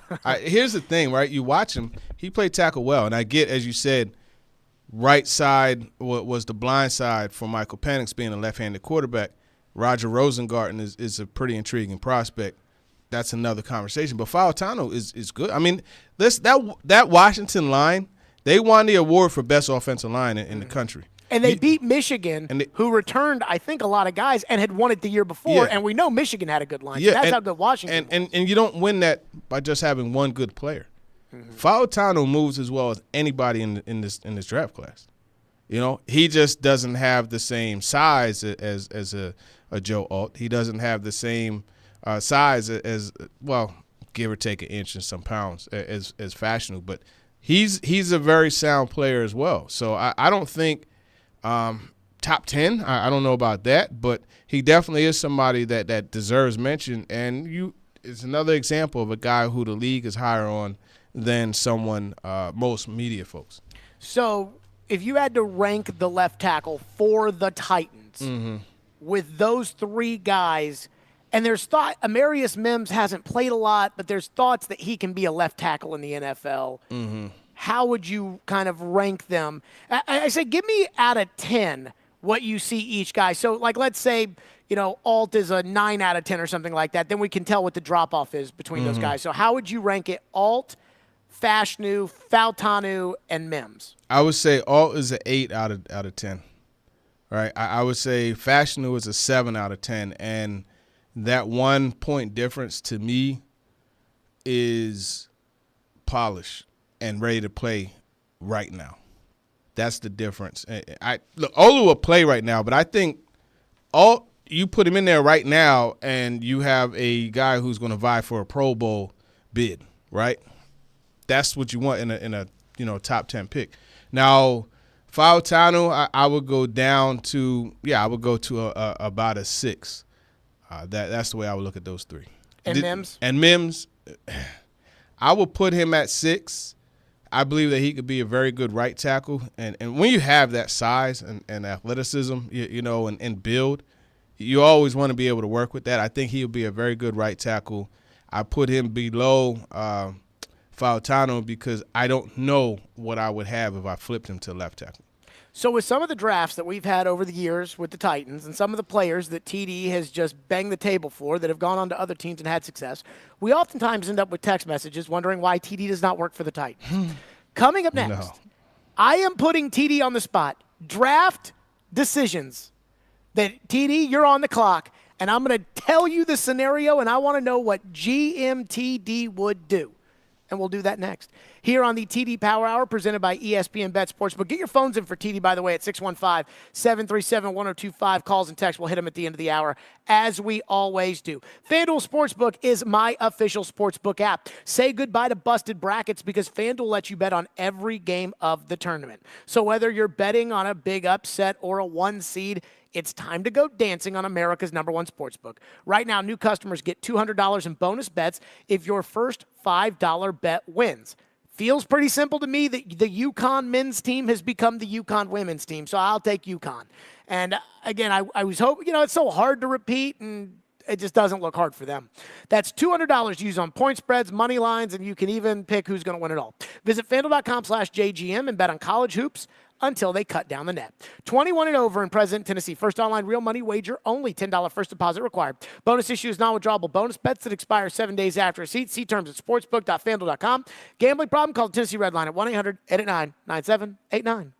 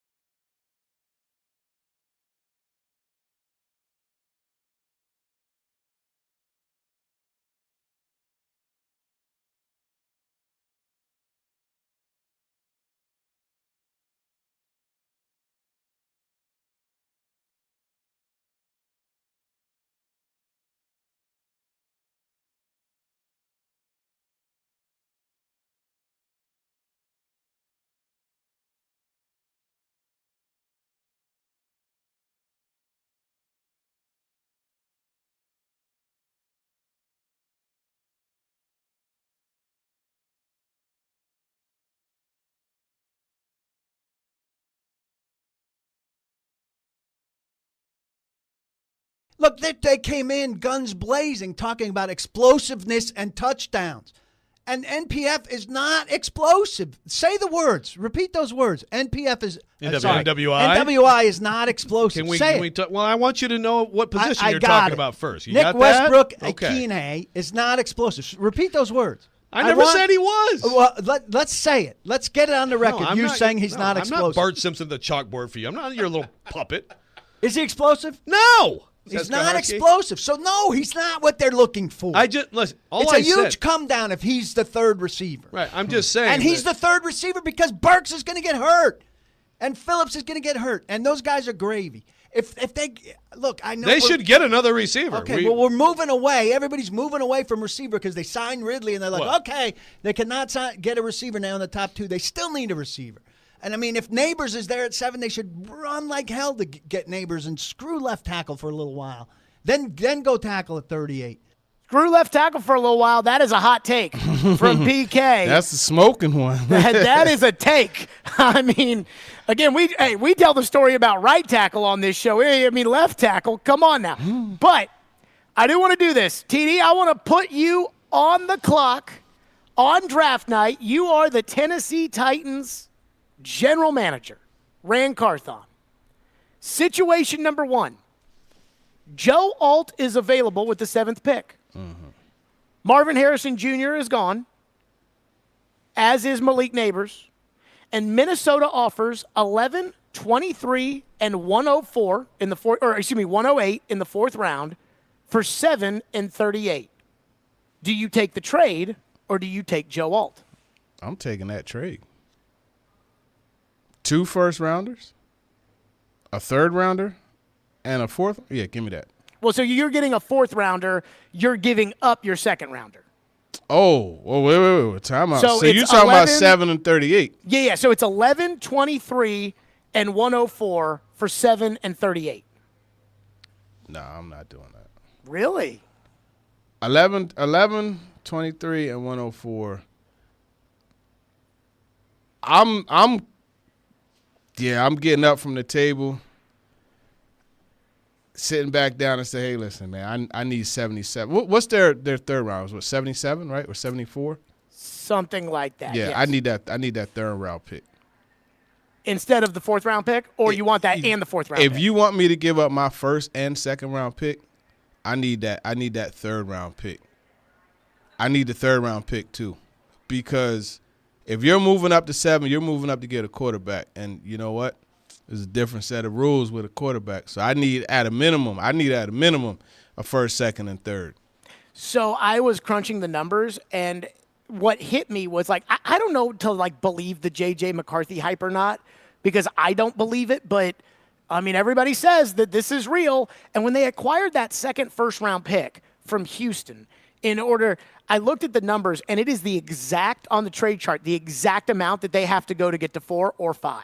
And so I'm like, oh my God, maybe this is what they're thinking about doing in order to get J.J. McCarthy and something like that. But you don't get another pick in return. So the other option would be 7, and so they're not going to give up as much for 7 as they would for 4, and that's where 38 goes back. But the one thing I would say, if they make that trade, knowing how deep the tackle class is, you might be able to do this with 7 and 38. You absolutely will be able to do this with 11 and 23. Get your left tackle and your right tackle. Yeah, or you could get another receiver, or you could get an edge guy, right? You could get a Chop Robinson at 23. You know what I mean? There's a lot you could choose from. My counter would be, all right, look, man, first I would counter for that 3rd. And if they said no, I said, all right, look, let's just go 7 for 11 and 23. Let's do that then. And then when they say no to that, you're going alt? Then I'm going alt. Okay. Scenario number 2. Joe Alt is available at 7. Mm-hmm. So is Marvin Harrison Jr. or Malik Neighbors, because one of those two is going to be off the board. So it's one of the two, Marvin Harrison or Malik Neighbors. We'll start with Marvin Harrison Jr. Alt's available at 7. So is Marvin Jr., who is GMTD drafting. I'm taking Marvin Harrison Jr., and I'm going to tell him, stop by one of the corner stores and bring me a case of Tasty Cakes. Butterscotch crimpets preferred. and I don't know what that means. Tasty Cakes. It's like Entenmann's. Come on, you know what Entenmann's are, right? Tasty Cakes. It's a thing. PA, southeastern Pennsylvania, specifically Philly. He's a Philly kid, so yeah, it went over your head. So it did. Yeah, and that was just Okay, Alt's available at 7, and so is Malik Neighbors. Who's the pick? I'm thinking about that. I'm thinking about that real hard. I think if it's the Titans, I think it would be Neighbors. Me, I'm going Alt. So you think the Titans would go Neighbors over Alt? I think there's a good chance they would. Wow. And I love Malik Neighbors, but wow. I mean, that would be Here's the thing. And this is what I'm basing it off of, in addition to stuff that I know. Every time you ask Rand Carthon speaks at the combine, or excuse me, at a press conference, what does he speak on? The depth at offensive line. I feel they believe they could get a tackle later in the draft. I think they believe in that bottom half of the first round, early second. I think they believe they could get a tackle. Because every single time he speaks publicly about offensive line, he speaks to the depth there. Now, that could be, we could get into the whole conspiracy stuff where he's, you know what I mean, smoke screen and all that stuff. I don't know, but I believe that's something that they would consider, passing and getting their tackle later. Number 3, Joe Alt is off the board at 7. The Titans have the option of trading back for Olu Fashanu, Troy Fautanu, J.C. Latham, one of the other tackles, or taking Roma Dunze or Dallas Turner with the 7th overall pick. I think in that scenario they trade back. The Dallas Turner thing does kind of intrigue me a little bit because I think he's pretty good. I think he's good. I like Jarrett Verse just as well.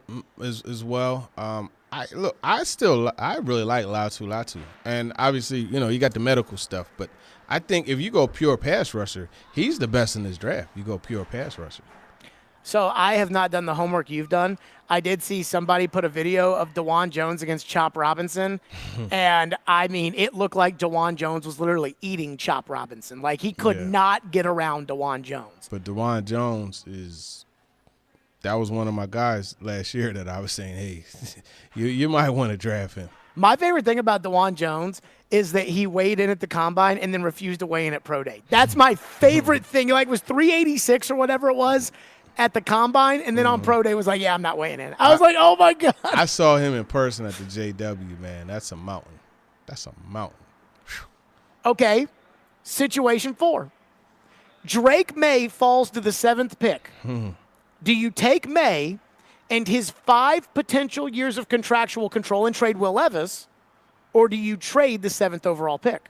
I'm on the phone with the Vikings, and I'm just saying, listen, man, you better come get him, because if not, I'm taking him, and we're just gonna figure it out.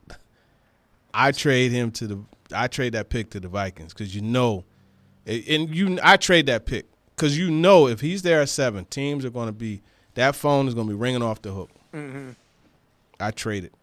So my gut tells me that if he's there at 6, that's when either the Giants are taking him or you're going to see Denver, Minnesota, every single one of those teams, the Raiders, try to get in there. But, I mean, I think about, let's say that he is there at 7, and let's say that the Titans have him graded at, significantly higher coming out than what they think Levis is right now. I think Levis proved enough in his first year. Like, this isn't going to be a Josh Rosen trade where I'm calling Minnesota or Denver that don't have quarterbacks of the future and saying, hey, I'm going to trade you Levis because I have to trade you Levis. I'm going to trade you Levis, and you're lucky enough that there's a Levis that's out there to be traded for. Yeah, I don't know that you get much for him, though. I mean, I don't think a 3rd, 4th. I'm good. Okay, your phone's for TD. I do enjoy that, by the way. Did you enjoy playing GM? It was fun. There you go. I got to get you the tasty cakes too, man. When you taste the tasty cake, you'll understand. Look, Ian is over there shaking. They're pretty his head. good. Yes. Yeah. How do I not know about these things? They It's not like I'm a they small sell person. them Yeah, around like here you would now. think that you would know about it and not me. Like Thank this is you. crazy. They sell them around here Thank now. you. So you can buy them. Me and DeJuan Jones. You know, 615-737-1025. We're to your phones next. Stillman and Company, 1025, 106 for the end.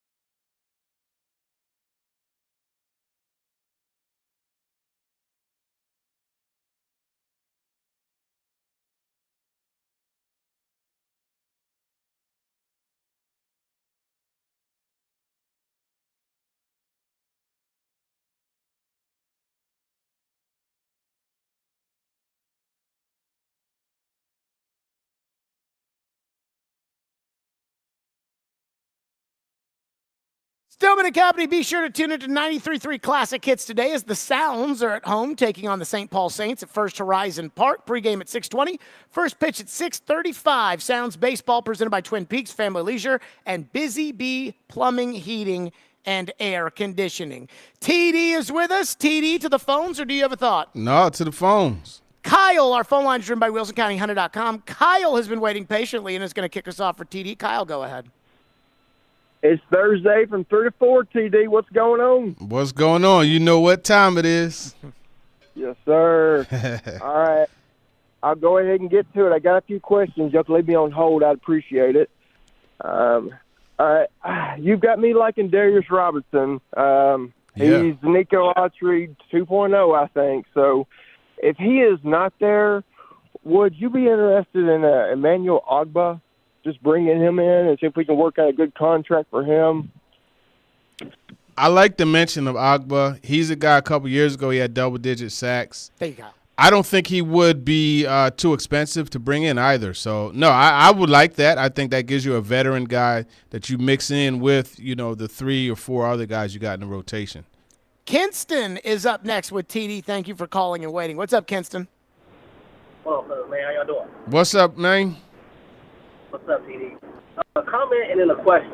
Okay. A comment, I saw Jared, I think I texted him in, but I wouldn't be so quick to write off Traylon Burks. I saw an interesting stat that said, this time last year, Nico Collins was coming in as the third receiver as an afterthought. Now this year, he's the Texans' presumed number 1 wide receiver after his first 2 years of less than 500 yards and missing a bunch of games because of injury. So I think that this situation where Traylon Burks could step back as maybe a number 3, 4 receiver could be a step back for a major step up. So I wouldn't write him out so quick. And then the question for you, TD, is I don't know if you follow Chad Forbes on Twitter, but he kind of had an interesting tweet last night that made you think he had some insight where he said it'll happen. Titans are going to trade 38 and 106 to San Francisco for 31 in the 7th. They're going to pick Xavier Worthy. He kind of had the same thing for the Bengals picking Xavier Worthy. Interested what you think about Xavier Worthy as a fast guy working in the middle of the field. If you kind of heard that insight, you think the Titans will off 38 to not move back, but to move up. Thank you. Yeah. Thanks, Kenston. I tell you what, I love the comment about Traylon Burks. Jared, you know how I feel about Traylon. He actually found out that he has a daughter on the way, too. And there's just something about becoming a parent. It gives you a different level of hungriness. So hopefully, for his sake, that happens. I think there's Life will be a lot easier when baby girl wants to go to Harvard and get a second contract. Right. I think he'll be good on that part regardless. But, hopefully for his sake, he's able to turn it around. But Kenston's comment was right on point there. Chad Forbes, he's wrong an awful lot, and nobody ever calls him out for it. Chad Forbes, the way I would describe him is interesting.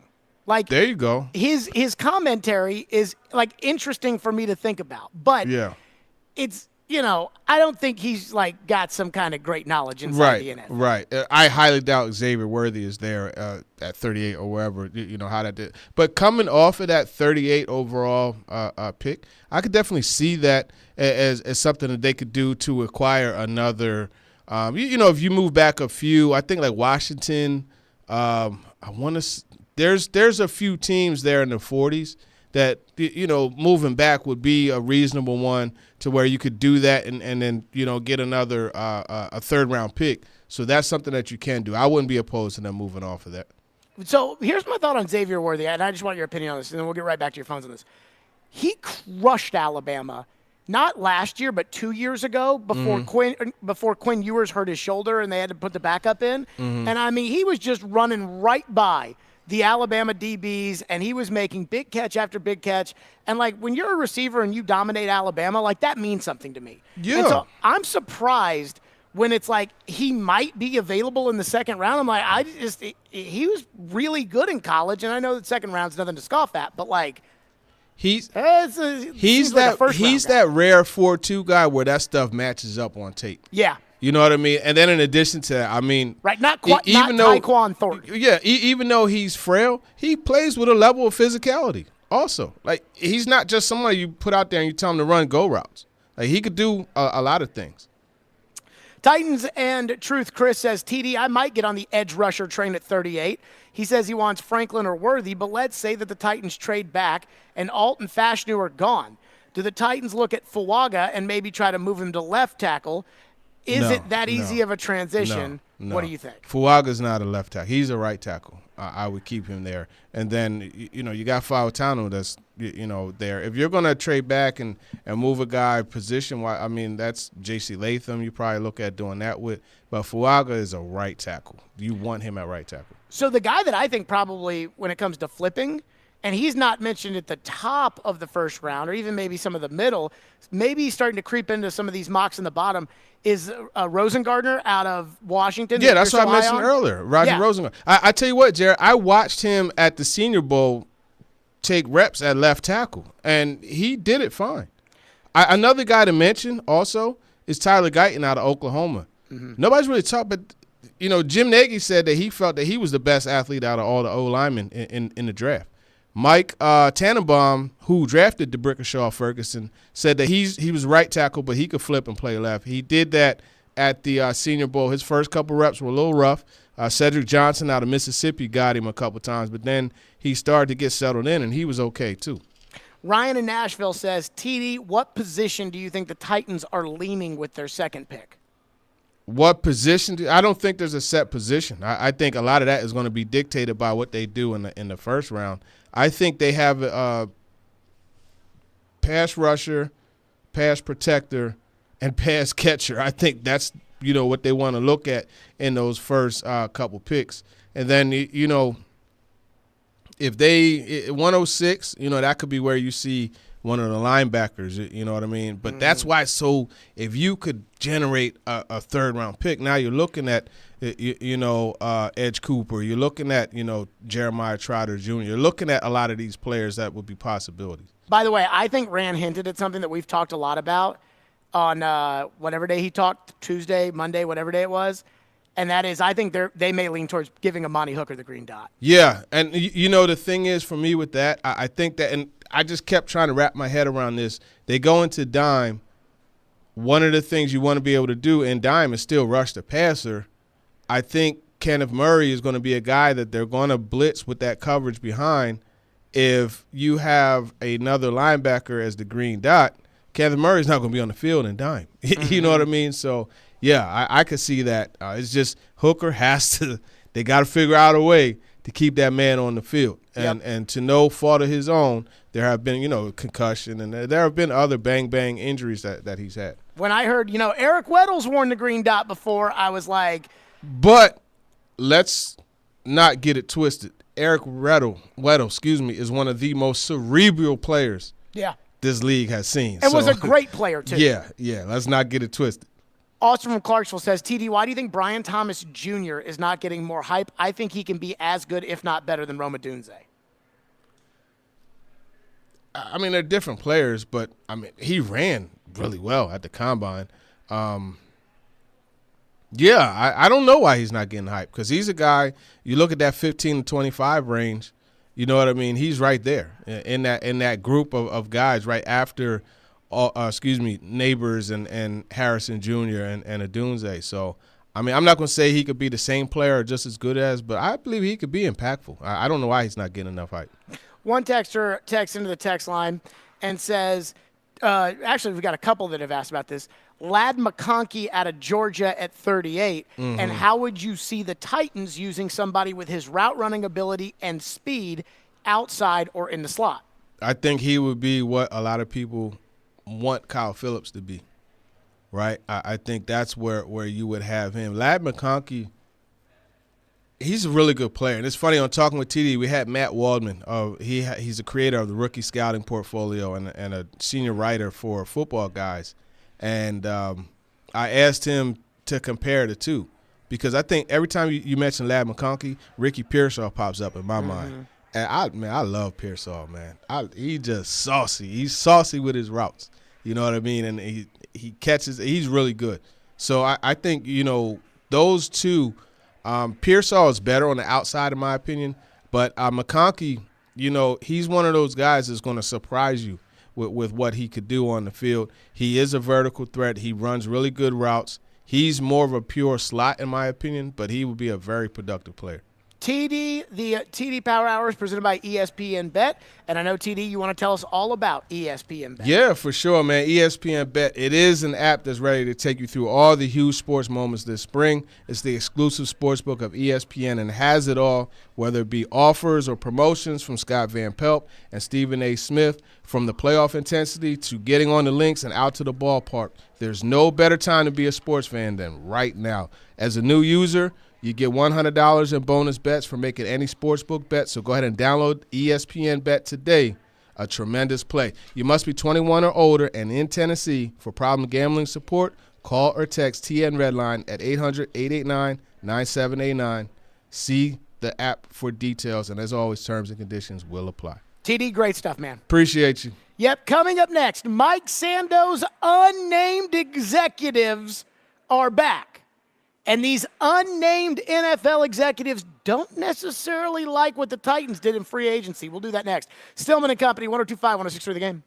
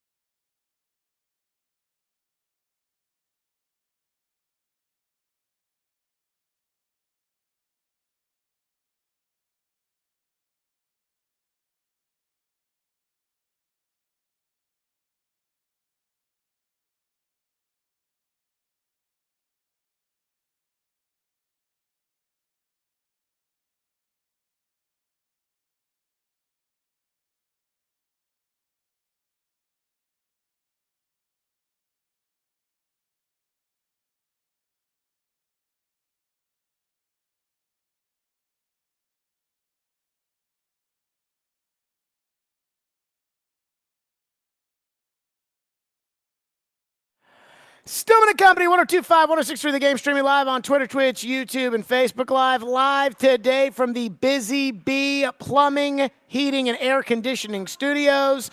We are live at Bridgestone Arena. Predators tonight taking on the St. Louis Blues in one of those gotta-have-its. So I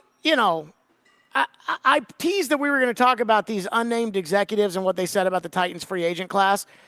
But during one of the breaks during the TD Power Hour, Ian told me that, hey, Adam Schefter had a tweet in which the Texans had altered the contract of Stefon Diggs.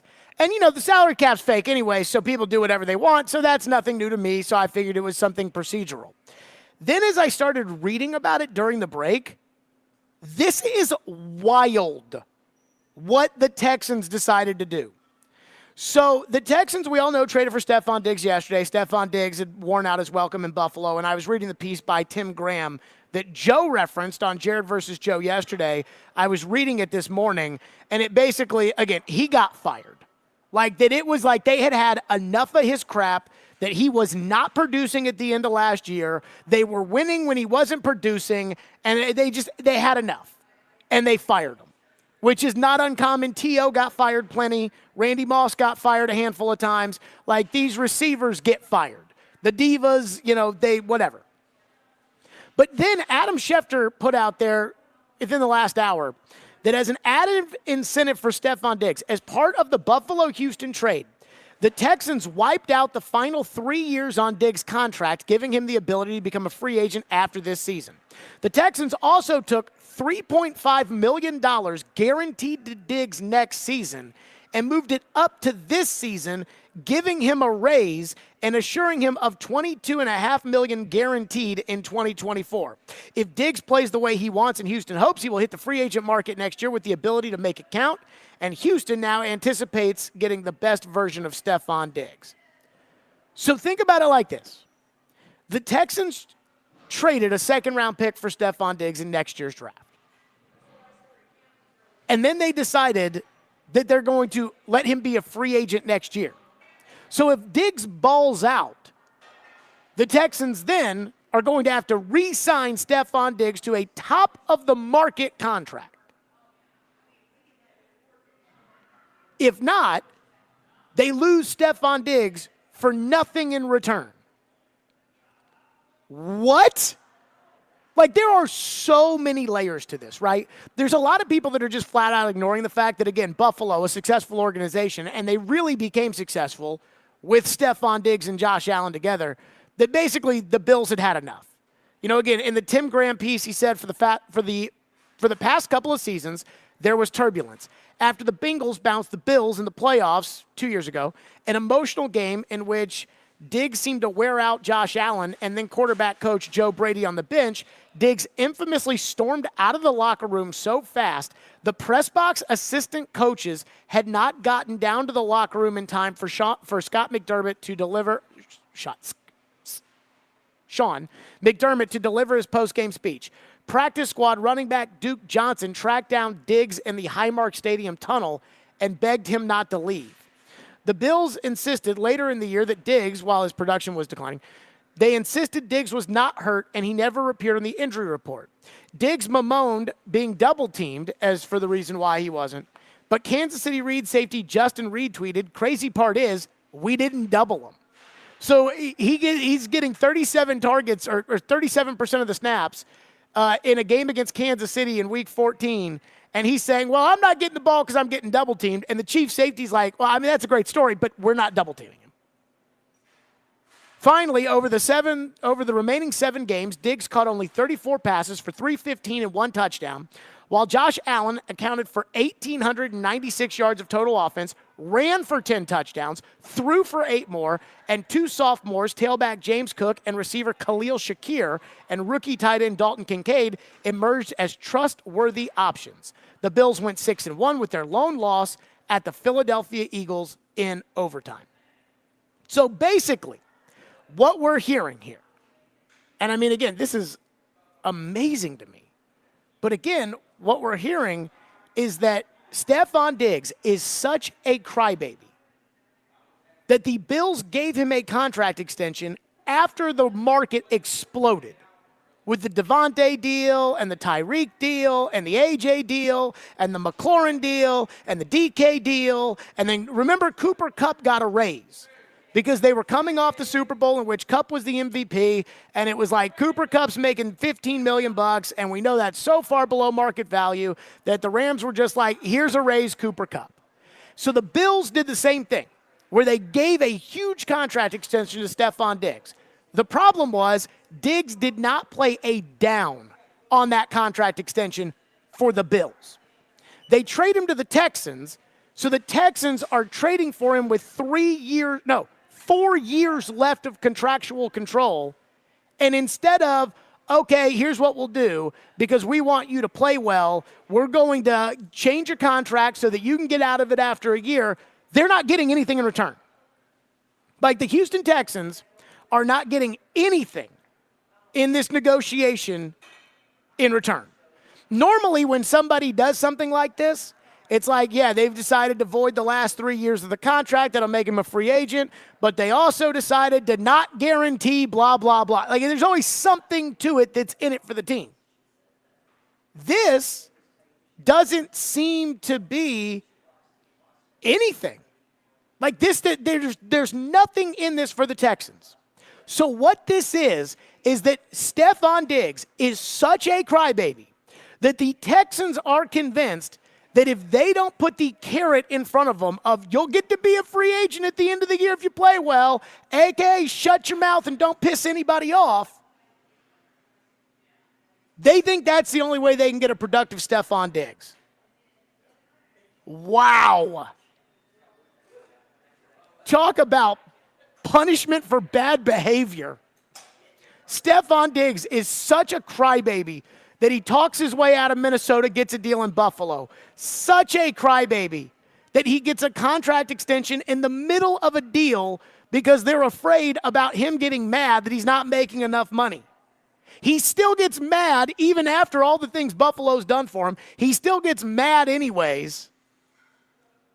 And now he gets to go to Houston, and they just are like, dude, don't even worry about these other years. We're going to make this so simple for you. And then Houston doesn't get anything out of it. Like, Houston took $3 million in guaranteed money next year, and they're giving it to him this year. Like, what? Oh, my God, what a drama. I mean, oh, my God. Why would you do this if you're the Texans? A second-round pick? I was texting Chase earlier today about the idea of if the Titans draft a receiver, would they trade Burks for a pick in next year's draft? And Chase was like, well, what do you get out of that anyways if you trade him for a fourth-round pick? And I'm like, well, if Burks is the fourth receiver on this team, he won't be active on game day because he does not play special teams. Like, Treylon Burks is never going to be a gunner on the punt unit. So if he doesn't play special teams, he won't be active. And so it's like, okay, we got a guy that, is probably not even going to be active this year, and we can acquire 4 years of contractual control for another player by adding a draft pick, by adding a fifth-round pick in next year's draft. This, you gave up 4 years. Minnesota might suck this upcoming season because they may have J.J. McCarthy at quarterback. That's Minnesota's second-round pick. They might be terrible this year. That might be a high second-round pick. And that's 4 years of contractual control. And Houston just gave that up for 1 year of Stefon Diggs? That's bad business. And not only is that bad business, but we talk about this stuff all the time, right? About rookie quarterbacks and taking advantage of it and everything else. C.J. Stroud looks like he's the real deal, right? When do guys get their big contracts? If they're the real deal. After the third year. So Stroud will not get the big money this year. He won't get the big money next year, but then he'll get the big money. Well, once he gets the big money, all the high-priced guys have to go away unless Cal McNair is going to just unload the wallet and, finagle the phony cap the way that they do it. Like, If that's the case, he gets, we're talking at this point probably $60 million a year for C.J. Stroud. Well, now there's a lot of guys that got to go away. You know what you need? Good young players with future contractual control on rookie deals. That's what you get in the second round of next year's draft for a guy that you would expect. You would get this guy talking about the second round pick that you would use. You would get him for year, what? 3, 4, 5, 6 of C.J. Stroud's career. What? I mean, he's that big of a pain in the ass that the Texans are like, yeah, we'll give him $3.5 extra million. We'll let him become a free agent, and we'll still give up a second-round pick for him. And it's not like the Texans needed a wide receiver. This is, I mean, this is like a Dr. Phil thing for me. Where Dr. Phil's like, what were you thinking? I wouldn't have done it if I was the Texans to begin with, because I don't want Stefon Diggs crapping on my young quarterback. Which, if you're going to do that on Josh Allen, you'll do it on anybody. I don't want that. But now, I have to incentivize him as if the money isn't good enough. As if clearing your reputation, which is in tatters, isn't good enough. What a joke. 615-737-1025, Stillman and Company, 1025-1063 The Game. Let's talk about the Tennessee Men's Clinic. That's right. You've put this off way too long, and it's time to get down and move forward with your sex life. And the Tennessee Men's Clinic is the leader in bedroom confidence. The reality is pills often quit working, and guys start making excuses for not coming to bed. Did you know that studies show that men will be more irritable and argumentative before bed just to avoid failing at intimacy? We all hate going to the doctor, but the Tennessee Men's Clinic was created in 2014 to take care of guys just like you. For a decade, the urologists and the providers at the Tennessee Men's Clinic have helped guys with ED, weight loss, and they now even offer aesthetic enhancements and cosmetic procedures. Their ED and weight loss treatments truly change lives with no surgery, and they are seeing success rates as high as 90%. They specialize in seeing guys who think they're out of luck regain hope that they can be successful in the bedroom and beyond. And they even offer same-day or next-day appointments. Guys, it's time to feel amazing and hit your goals this year. Stop thinking about it and get in there. Call 615-208-9090. That's 615-208-9090, or go online to TennesseeMen'sClinic.com to book an appointment today. That's TennesseeMen'sClinic.com.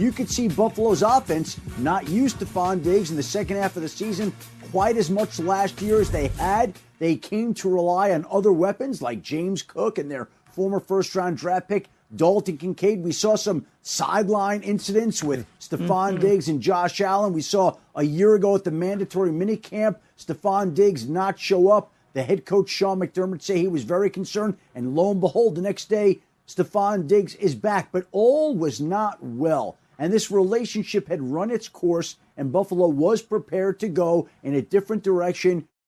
Okay, so the old story is if they cheat with you, they'll cheat on you, right? Like, that's kind of the old saying. And clearly Diggs has already run himself out of two places.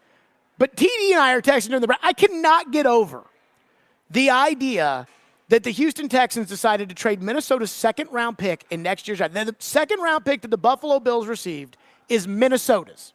When Minnesota acquired the 23rd pick in this year's draft, they did so from Houston. That pick actually belongs to Cleveland. By the way, how complicated is this, Ian?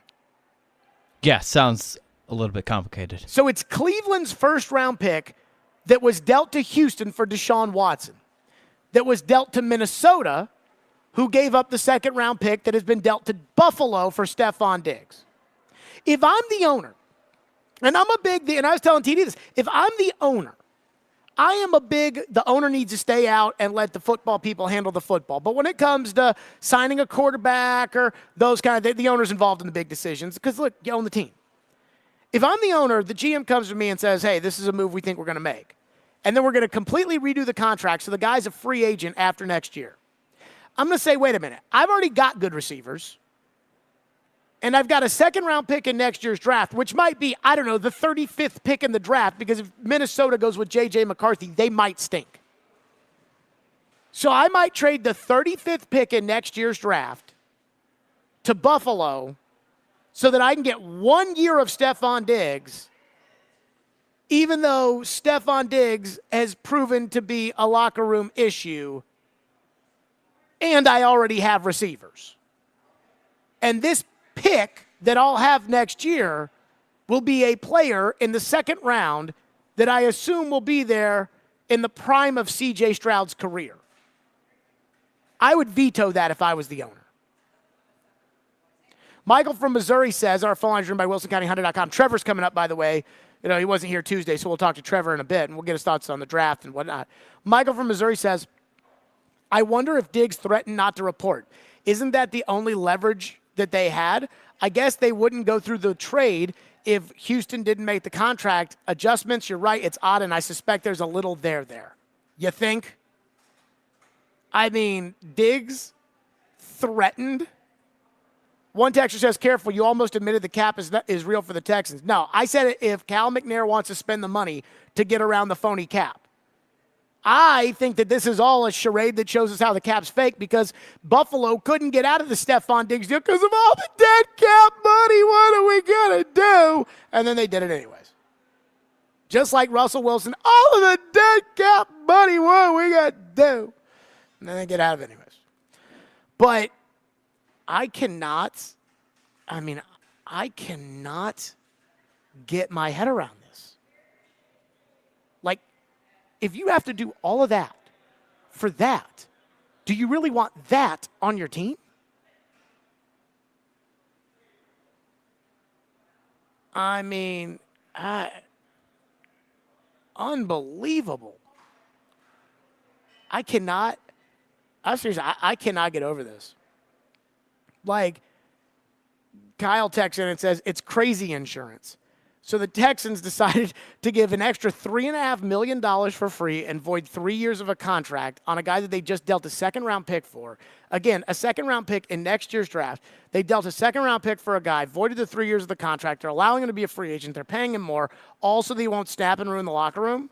Schefter did mention that if Diggs leaves, Houston could get a compensatory pick.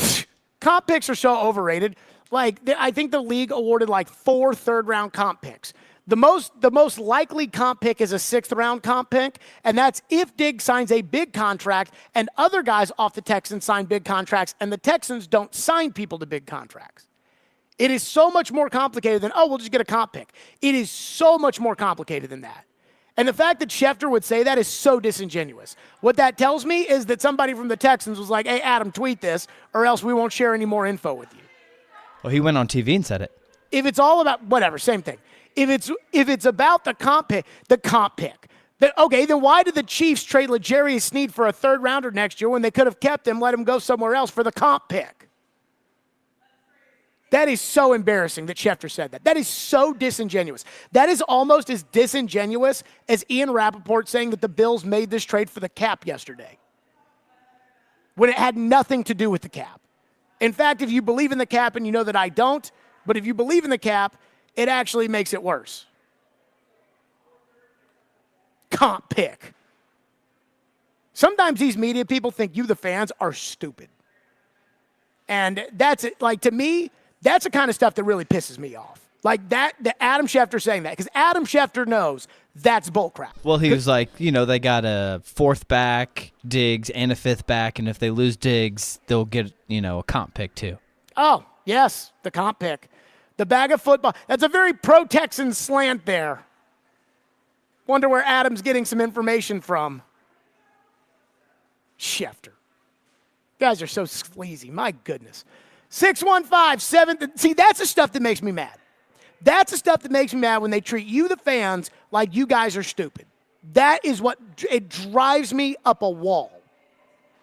It's like they're taking advantage of you to ingratiate themselves to the Texans. And this is why I can't stand Schefter. Because I think Schefter is as dirty as they come. Not like that he's dirty, doing something that's illegal or anything like that. But I just think that he will go to no ends in order to look like the chief insider. And he'll do things that, like, I will not do. Like, as far as, like, a conscience is concerned. 615-737-1025. Trevor's up next. We're back to the draft. And I got a bunch of thoughts for Trevor. We'll do that next. Stillman and Company, 1025-1063 The Game.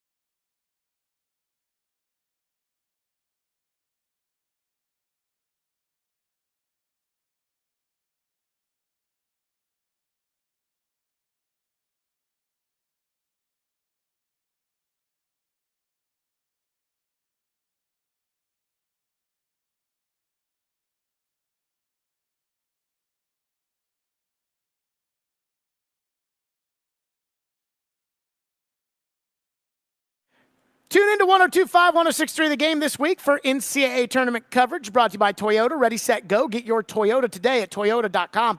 Trevor Maddich is with us on a Thursday, and every mock draft after every mock draft says Joe Alt at 7 to the Titans. In fact, our midday show was on today. Their first segment was talking about Field Yates and the fact that Field Yates, his mock draft has Joe Alt at 7.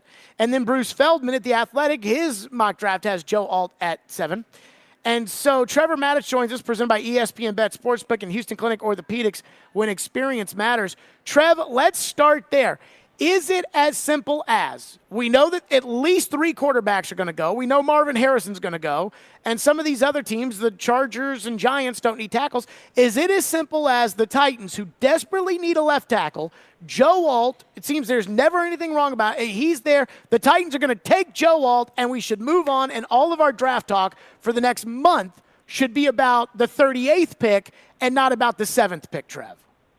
If Alt is there, take Alt.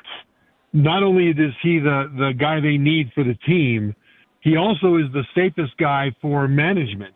I mean, what you don't want to do is have a future All-Pro for a decade left tackle sitting there that you could take in a position of need who's worthy of the 7th pick and do some fancy dipsy doodling absent a blockbuster trade that you have to take, but take a receiver instead. You know, do something to take yourself out of the sure thing and then have it turn out to be not a sure thing.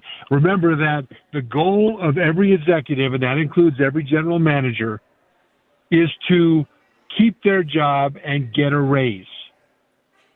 Joe Alt is the most likely for Ran Carthon to keep his job and get a raise, and anything else that he does is more likely to cause him heartburn down the road. Okay, so with that being the thought, there are other left tackles that would be available, it seems, later than 7. There's Olu Fashanu. There's Troy Fautanu out of Washington. And I want your thoughts on these guys separately, which we'll get to, but I do ask you this. Would you rather have Alt at left tackle or one of the other left tackles like Fautanu, like Fashanu, like maybe a Amarius Mims? Would you rather have one of those guys and an extra top 50 pick in the draft, because you're probably going to end up with at least another second-round pick if you trade out?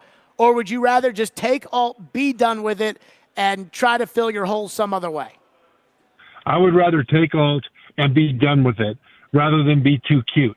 Now, if we were talking about a guard, I know how you feel about drafting guards high, Jared, and most people agree with you, then we'd have a different kind of a conversation. If we were talking about a defensive tackle or an inside linebacker, we'd have a different kind of a conversation. But left tackle is one of a handful of premier positions that you must have elite performance there in order to be able to get to where you want to go, especially when you've got a young quarterback that you're trying to develop. And so there is one left tackle that I would be almost as happy with as Alt, not quite. But if Alt's there, no, I don't want to risk that extra pick and then risk the extra tackle unless it's this one guy. Trevor, there's all this talk about Olu Fashanu, or there's really no talk about Olu Fashanu, and then when I see Mel's big board or these mock drafts, it's him falling into the 14, 16, 17 range, and I don't know what happened to Joe Alt and Olu Fashanu, and Joe Alt, gap, Olu Fashanu, other than his hands measured at 8.5 inches at the combine. What happened?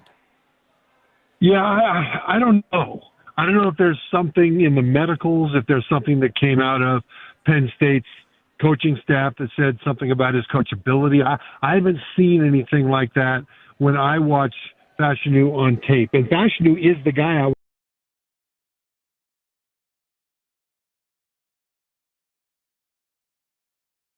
right now.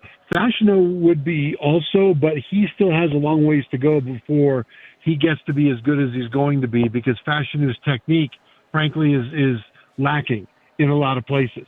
He's so athletic, he's able to make up for it, but he's going to need some coaching in order to get the most out of his capabilities. But I think that once he's coached up, he'll be very close to what Joe Alt will bring to you on a practical level. I don't think the hands should have anything to do with it. It's like, what, 8.5 inches, something like that? Whereas, most of the tackles are in the 10-inch range. I don't think that really matters unless you're worried about him recovering fumbles or catching passes. He's going to punch with those hands, and he punches quite well with those hands. And so it almost seems to me like teams are watching his tape, looking for reasons to grade him down. And so they grade him down on footwork. They grade him down on pass sets. They grade him down on certain things that are very easily correctable for a guy with his athletic traits. So either they are legitimately grading him down, or, like you have said, Jared, maybe teams are wanting to draft him and they're not telling anybody how much they really like him, because I really like him. Yeah, Trevor Match is with us here, presented by Houston Clinic Orthopedics, when experience matters, and ESPN Bet Sportsbook. So Mel Kiper's latest big board has Troy Fautanu out of Washington at 9. He's got Alt at 8. And we hadn't heard much about Fautanu before the Combine. And now, again, Mel's big board, he's ahead of Olu Fashanu. What do you make of that, and what kind of player? What's your scouting report on Fautanu? Okay, Fautanu is a brawler. From a temperament standpoint, Tennessee Titan fans, think of Jack Conklin, former Titans tackle, who's just a guy that elevates the level of nasty on the entire team. That's Fautanu. He wants to get into a brawl with you. Now, he's got very good feet. He is able to pass set and get in front of speed rushers. He's got a good punch. But then when the rusher starts to do counter moves, he wants to start just beating the stuffing out of him. Just beat him up, right? And he'll need to kind of temper that a little bit and add a little more technique, because of the way that NFL pass rushers will throw counter pass rush moves against him when he starts to throw Mike Tyson punches. The downgrade to him is that he's only 6'4". The thing is, though, his arms are really long. His arms are 34.5 inches long. And when you look at Joe Alt is 6'9" in height, and his arms are about 34 inches long. So Fautanu makes up for his lack of vertical height with long arms. And he's got positional versatility. I think if they put him at left tackle, he would become a solid left tackle. I don't know that he would be elite, but I think he would be solid. If they were to put him at guard, then I think he could be elite there. Either way, he's the kind of a guy that I wouldn't take at number 7, but if they traded back, he would be an absolute possibility. I would definitely consider him if the Titans traded back to the middle of the first round, because they could plug him in at left tackle, and he would be solid there. Trevor Matich is with us. More with Trevor coming up, including the second-round pick, because there's a lot of debate around the second-round pick and what the Titans should do. We'll get Trevor's thoughts on it next. Stillman and Company, live from Bridgestone Arena, 102.5, 106.3 The Game.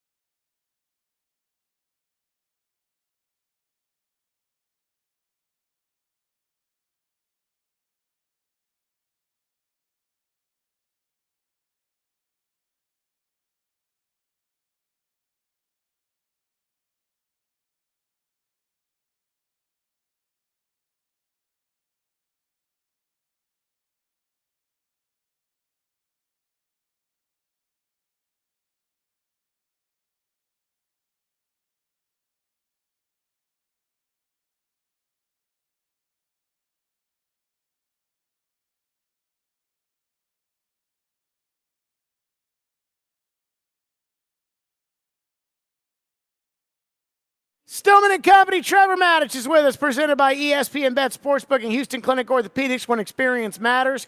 There is a big debate, Trevor, about what the Titans should do at 38, since I think most people think left tackle, Joe Alt, 7, get it done. Just don't worry about it. Be done with left tackle.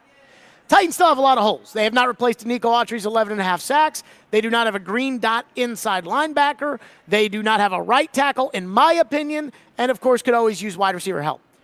My question to you is this. Rand Carthon has said several times, Trev, that this is a very deep tackle draft. I wonder if the Titans are looking at this saying, Joe Alt at 7, and then one of these second-round tackles, Patrick Paul out of Houston or Kingsley Suamataia out of BYU with the 38th pick. What do you know of the second-round tackles in this, and do you think that that would be a wise decision given the fact that the Titans right now have either Nicholas Petit-Frere or Jalen Duncan at right tackle? I think that you can never go wrong building up your offensive line.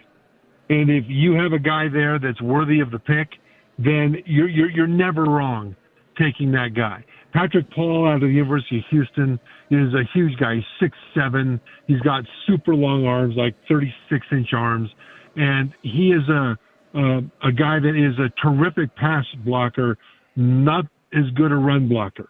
But that's something that they can coach up.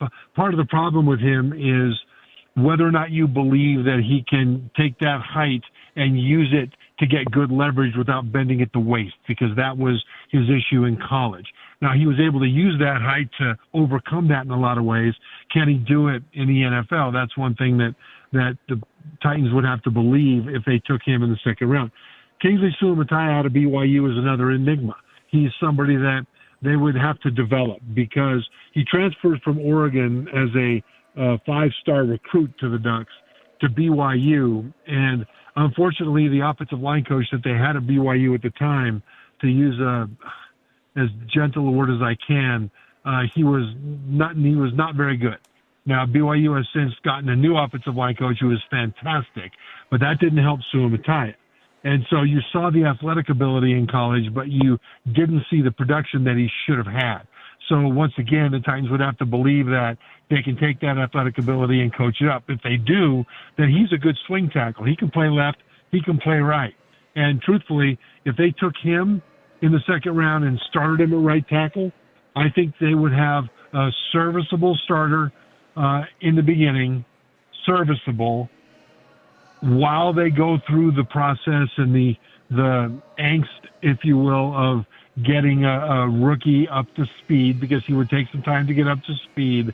But then I think he would become a very solid right tackle. Of those two, I would rather have Suamataia than Paul. Who would you rather have at right tackle, Suamataia or Nicholas Petit-Frere? Oh, boy. Just for 1 year, I think Petit-Frere has been there long enough. He's been in the NFL weight room long enough that he would have an edge in 2024. But I think beyond that, Suamataia is the guy I would want because he has tremendous talent. He just hasn't come close to getting that talent on the field in terms of his technique. I will say this about him, though. When you watch him play, you see him play with a lot of energy and with a lot of hostility. He just doesn't quite know how to put it all together yet.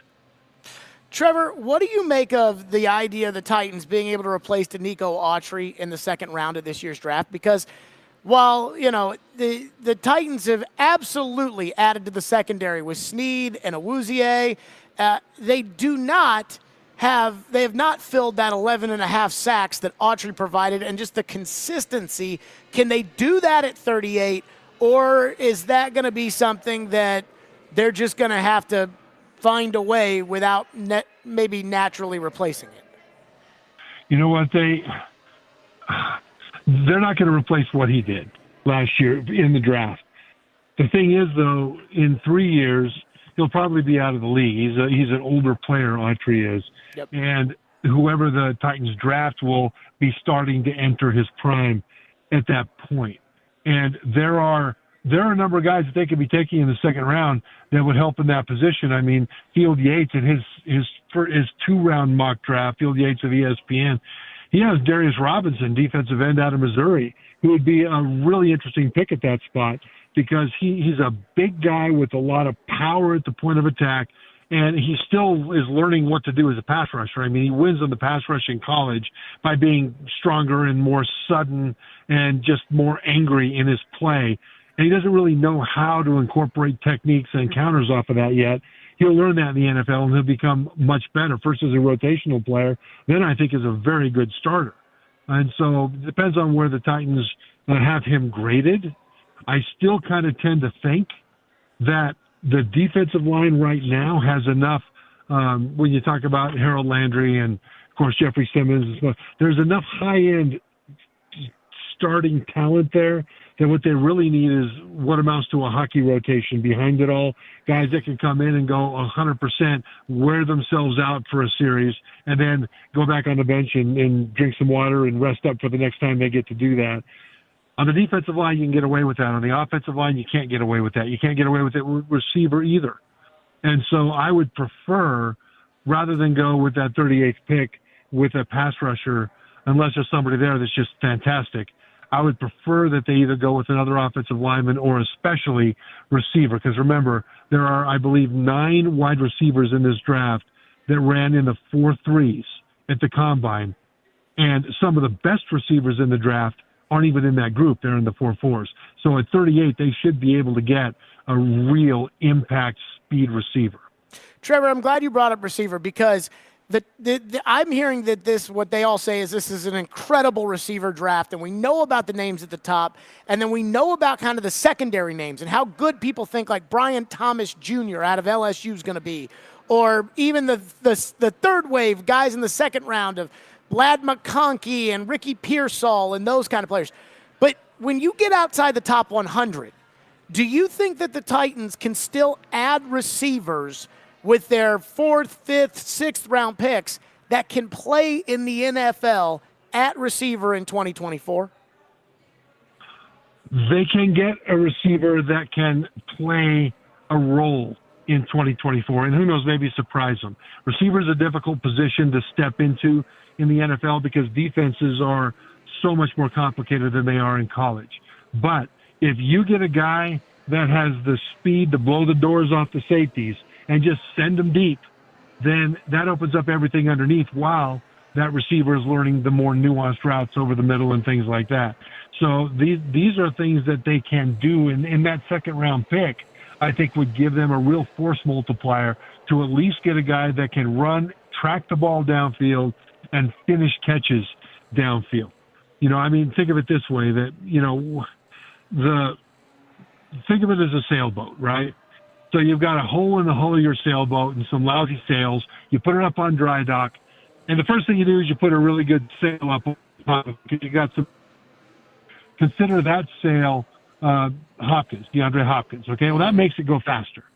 So then you put an even faster sail up there. So you got 2 of them, and that is Calvin Ridley, right? Now you're thinking, boy, if we added a third fast sail, we could sail faster than anybody.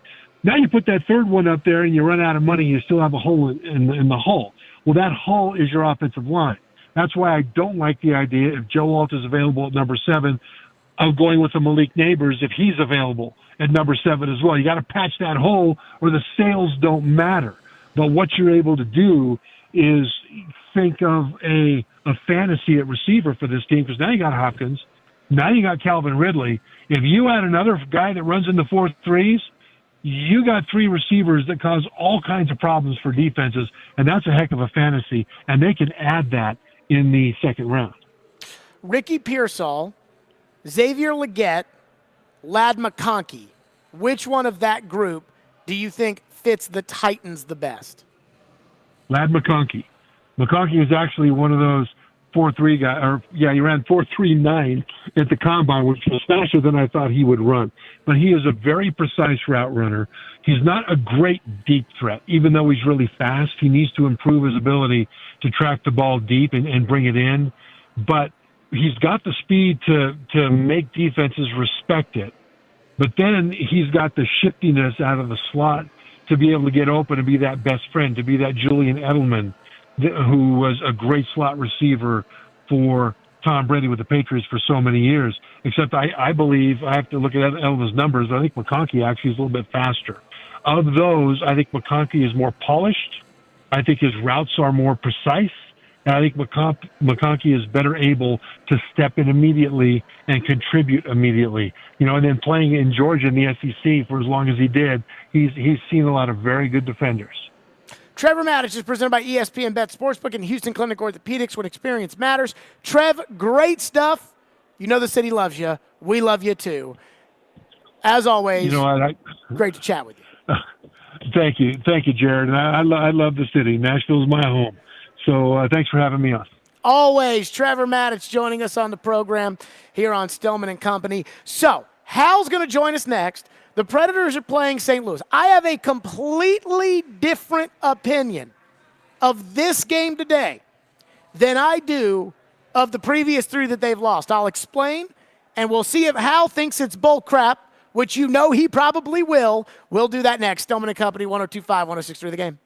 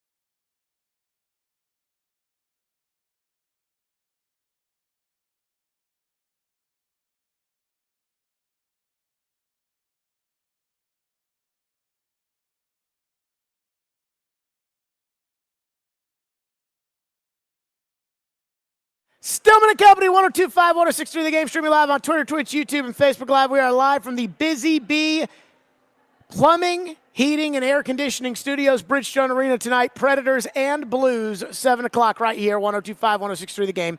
Max has the pregame in less than an hour. Hal Gill joins us on the program presented by Duncan. So, Hal, you know those old choose your own adventure books? I'm going to let you choose your own adventure in this segment ahead of tonight's game against the Blues, which I think is a big game, and I only say it's a big game if I think it's a big game.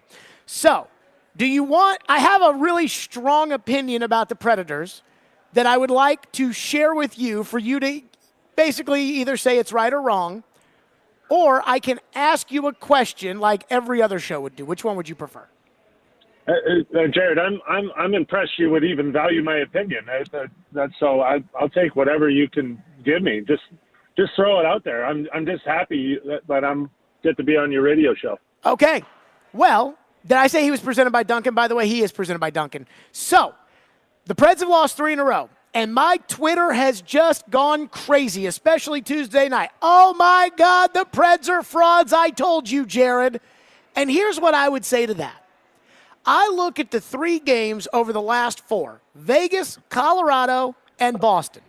And I see those as 3 games against bona fide cup contenders where one call goes one way, one puck bounces another way, one post this way, one penalty this way, one bad pass, and you either win or lose because of it, right? You won because of it in the Vegas game.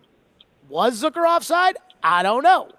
But you won because of that close call in the Vegas game. You lost on the McDonough hit and then the turnover on the power play against Boston. I actually look at that like the Predators are right there with teams that legitimately have aspirations to win the Stanley Cup.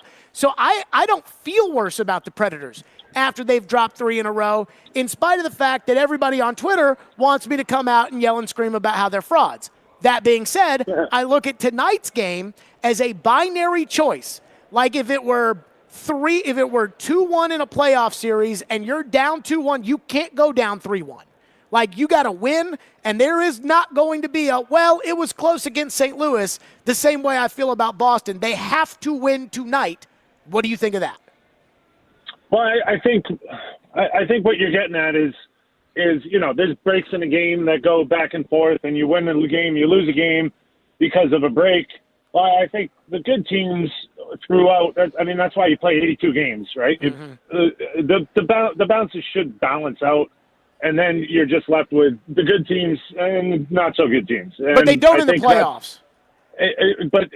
Going into the playoffs and this where they're at right now, I think the thing you need to look at is like when it's a clutch game, like this is a big game, right? Mm-hmm. Can you make those bounces go your way in those games? And the best teams, when it really matters, when you're saying, okay, this is a 4-point swing, and St. Louis is looking at it going, okay, if we don't win right here, we might be out. We might be on the outside looking in the rest of the way, and they know that. And so can they clamp down and make the bounces go their way? And the Preds are trying to do the same thing. So I think that's the beauty of it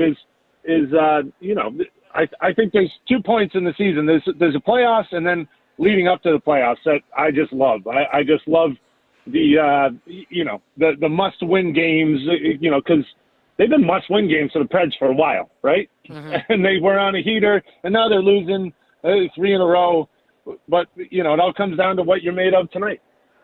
Hal, I thought that at some point, like when this run was going on, I told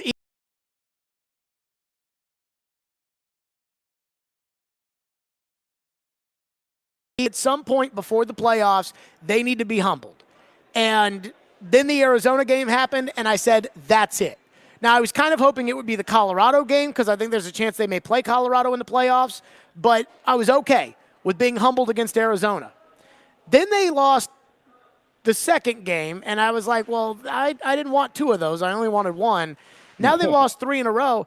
I do kind of feel, and I am not trying to put lipstick on a pig here because I'd rather win than lose, but at the same time, I do feel like this 3-game winning streak is a perfect way to humble a team that just had an 18-game point streak going into the playoffs of, hey, if you don't show up, you'll lose to Arizona, so you better show up every night come playoff time.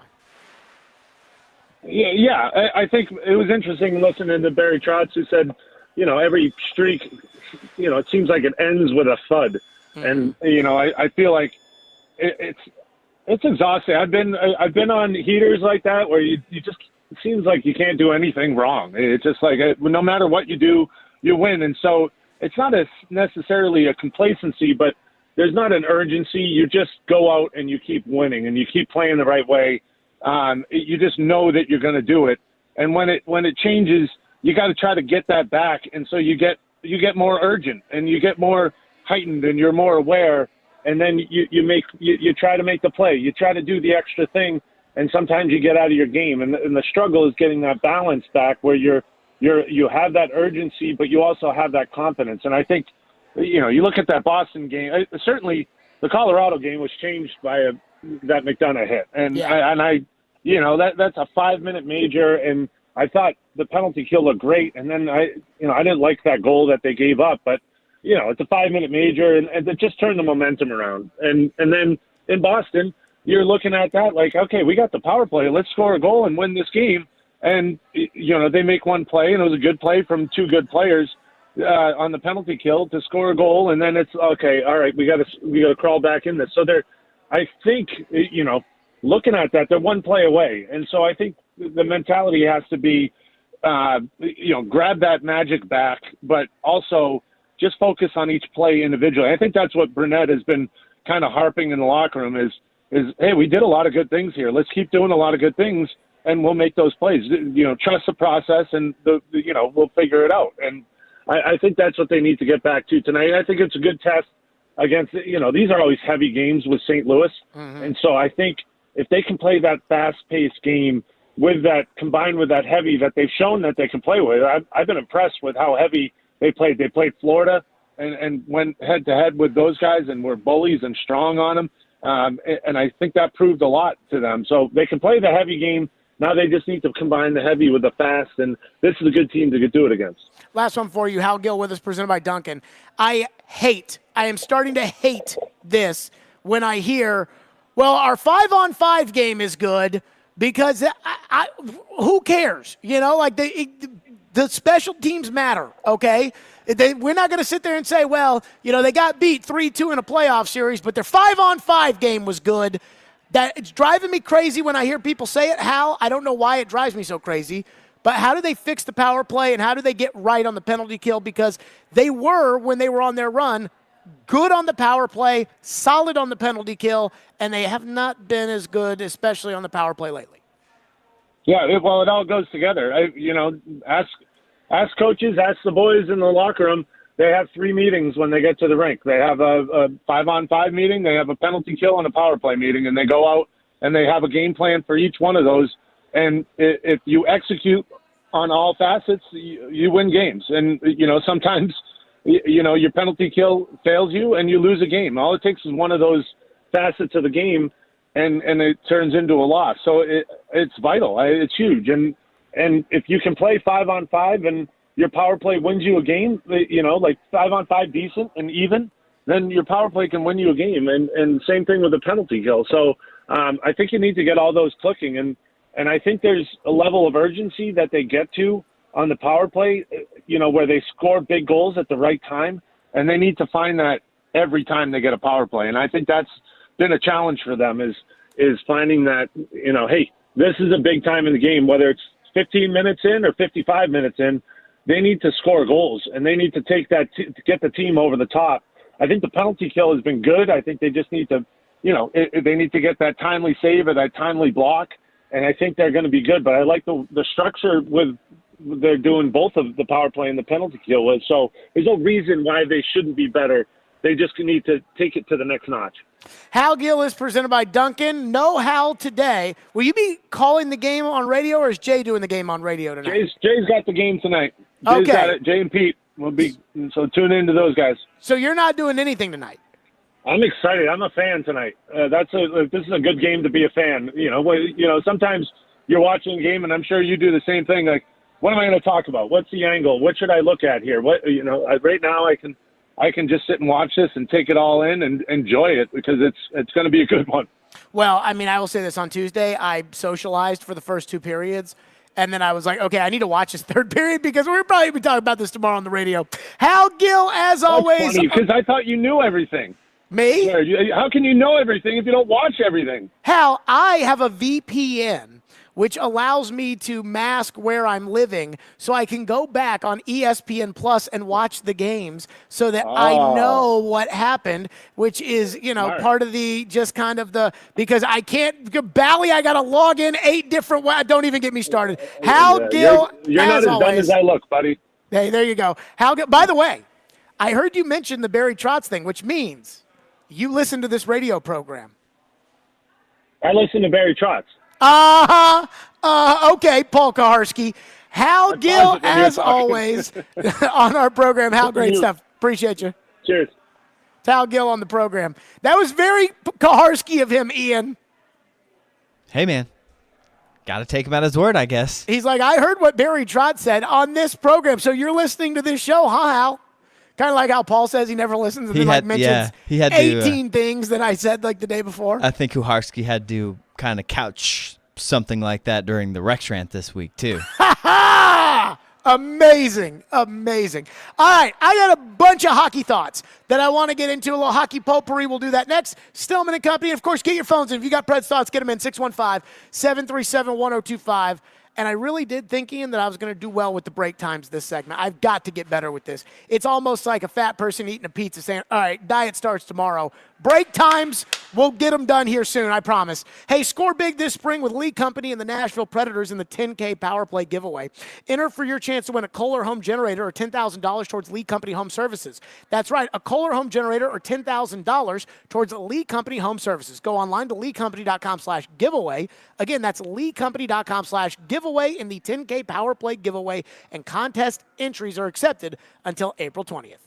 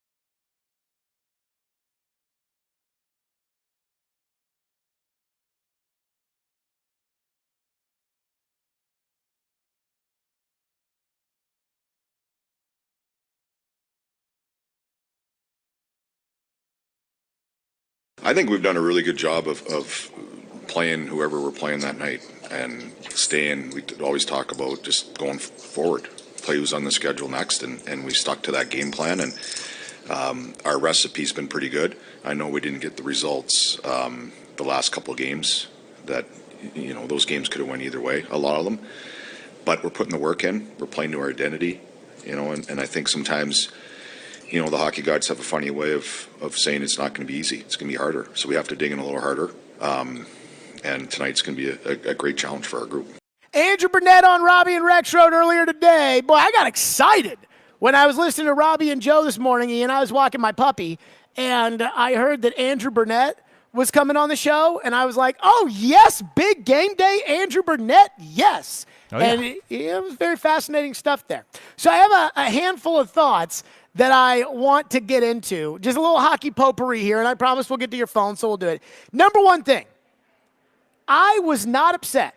Look, the loss against Boston Tuesday night hurt because the Predators were right there, and you go to the power play with 3 minutes left, and it's like, okay, pot one home, Saros was dealing, like this is exactly the kind of way you're going to have to win in the playoffs. This is a cup contending team. You knock them out, and great. And then they lost. But I was like, hey, you're right there with them, and the playoffs, I mean, it's a needle one way or another that decides whether or not you're going to win these games. So I'm not upset about it. Tells me that you can compete with the contenders. Tonight is not Tuesday. If you win, you have a 99-point-something% chance of making the playoffs. If you lose, it drops to 95. We're not dropping to 95. So no matter what happens in this game, if they lose, I will be upset. I don't care if 4 pucks hit 4 stanchions and go up into the net and you lose 4-3. I'm not going to be happy. Because the reality is, while I compare this a lot to the playoffs and I talk about, hey, in the playoffs, if this happens, there are games in the playoffs that you have to win that are non-negotiable, right? You're down 2-0 in a playoff series coming back into your building for game 3. You better win. There are games in the play 3-1, right? You're down 2-1. It's a game 4. You go down 3-1. It's over. You tie it 2-2. It's a best of 3. You know you can't lose that game. That's where they are right now. That's what tonight's game is. No moral victory tonight. Like that, there is no, if this hadn't happened, if this was, no. Overtime, what about an overtime loss? How you feeling about that? The numbers do say that if you lose in overtime, you're still probably going to make the playoffs. When I was looking at the Money Puck analytics, you know what I thought when I saw the overtime stats? What's that? They're going to pull the John Hines if this St. game Louis. goes to overtime. Yeah. Yeah. Because it does them no good to get 1 point. Yeah. So they're going to pull the goalie. Something to monitor. If they get into the Nashville zone in overtime tonight. Nope. Got to win. Binary. Win. You must win. There is no option to lose. That's my first thought. Second thought is I fully expect the Predators to crush St. Louis tonight. Like, I expect this to be like a 4-1 game. I expect this to be a game where the Predators get on the board in the first period, where the Predators, even if they get a lead, do not relent. Like Minnesota that Thursday when John Hines and them came in here and kicked their butts out of town and out of the playoffs. I expect that kind of performance tonight. Not, I hope it happens. Not, it'd be really nice. When the midday show ended and we came on, Willie and I were talking before our show came on, and I said to Willie, I'm like, I expect this team to crush St. Louis tonight. And Willie gave me the, I hope, it's going to be tough, and I hope, and Willie, there's no hoping today for me. There is an expecting today. And I know every game's hard, and I know not only is every game hard, but also it's hard to win in this league. Got it. I know the Blues are paid too. But this is one of those games where hey, man, you're better than them. You're going to make the playoffs unlike them. It's time to go out there and show it. You lost 3 in a row, And I know that it's not the best, it's not the worst thing in the world that's happened, but it's time to shut up and get out on the ice and get to work. Now, I got a couple other thoughts here that I want to get to. So the first thing is, I heard today Elliot Friedman was on the midday show. Had you heard this, Ian? Apparently the NHL is considering expanding the playoffs. No, I did not hear that. So I heard Caroline ask Elliot about that. Is this something from the owners' meetings? I have no idea. And Elliot said that the commissioner hates it, the idea of expanding the playoffs, but that it is more likely than not that we will expand the NHL playoffs. Well, they'll probably do something like the NBA's doing, trying to money grab. Can I just, let's put that to the side for a second. Why? Money grab. Everybody makes the freaking playoffs. If you are any good, you make the playoffs in the NHL. The Predators last year in the middle of the season gave up on the year because they knew they couldn't compete, which they should have learned the year before that, and they still almost made the playoffs. We don't need expanded playoffs. 8's good.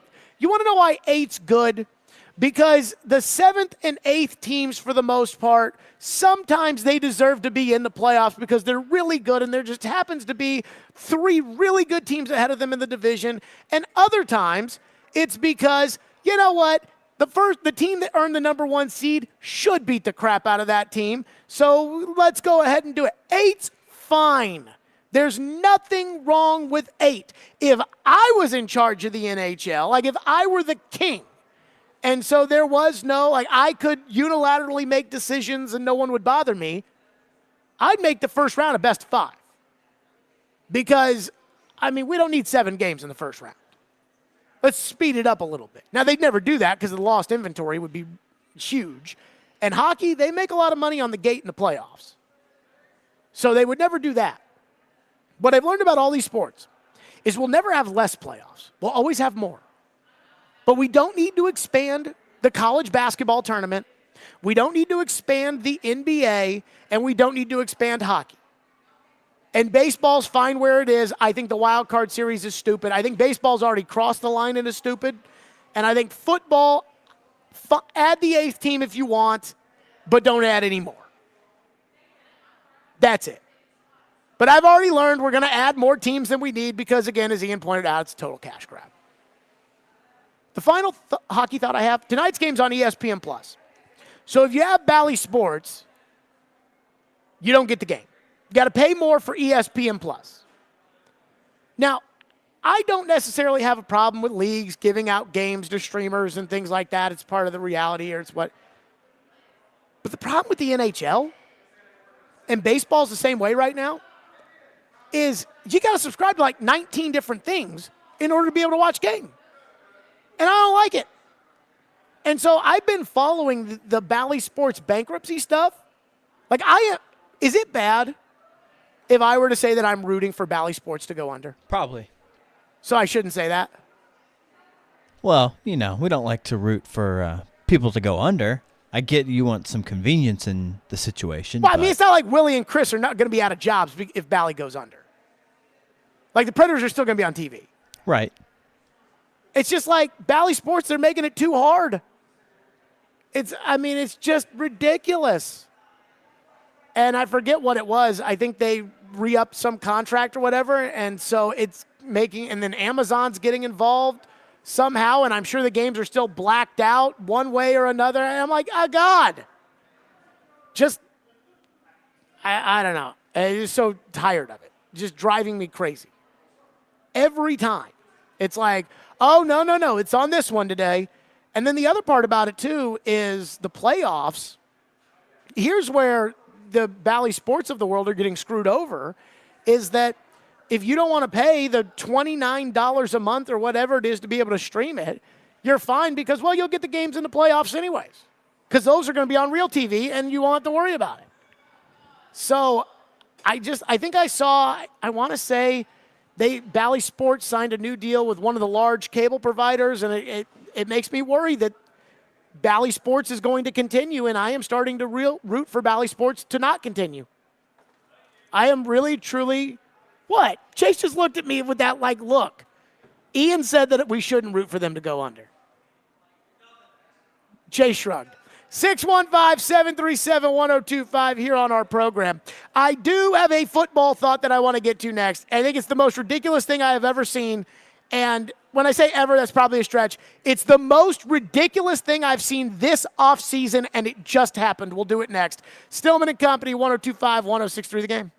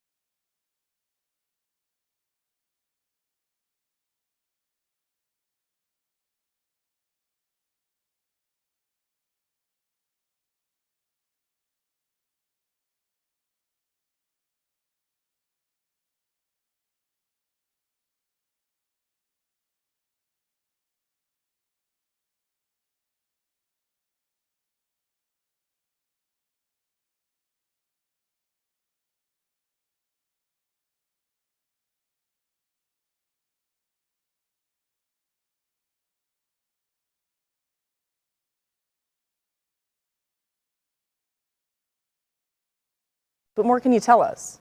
Well, Laura, as part of this deal, Houston essentially tore up the last 3 years of Stefon Diggs' contract, giving him the ability to leave after this season and become a free agent to negotiate yet another long-term deal like the one he got in Minnesota, like the one he got in Buffalo. And now Diggs will be free to leave after this season. And think about it from Houston's standpoint. It got back, in addition to Stefon Diggs, 2 draft picks, one this year, one next year. And if he leaves this year, now they would be in position to get a compensatory draft pick. So they would get yet another draft pick back. And here's the bottom line.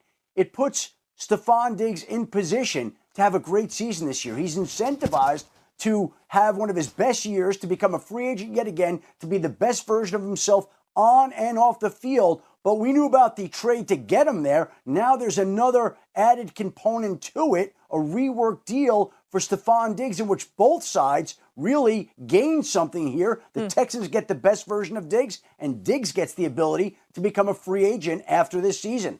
Okay, so Adam Schefter right there was doing PR work for the Houston Texans. If you have not heard the story, yesterday we all know that Stefon Diggs got traded to the Texans. We all know it was for a second rounder next year, and we all know it was because the Bills couldn't put up with his crap anymore. That's why. It's as simple as that. Now, it comes out today that Houston acquired a 4-year contract, but instead has just said, no, let's keep it to 1. And they gave Diggs an extra $3 million this season. And Adam Schefter's on TV trying to say, think about it this way. They got a 5th and a 6th back in the deal, and if he leaves after having a good year, he'll get a compensatory pick, and think about how motivated he will be to play well this season.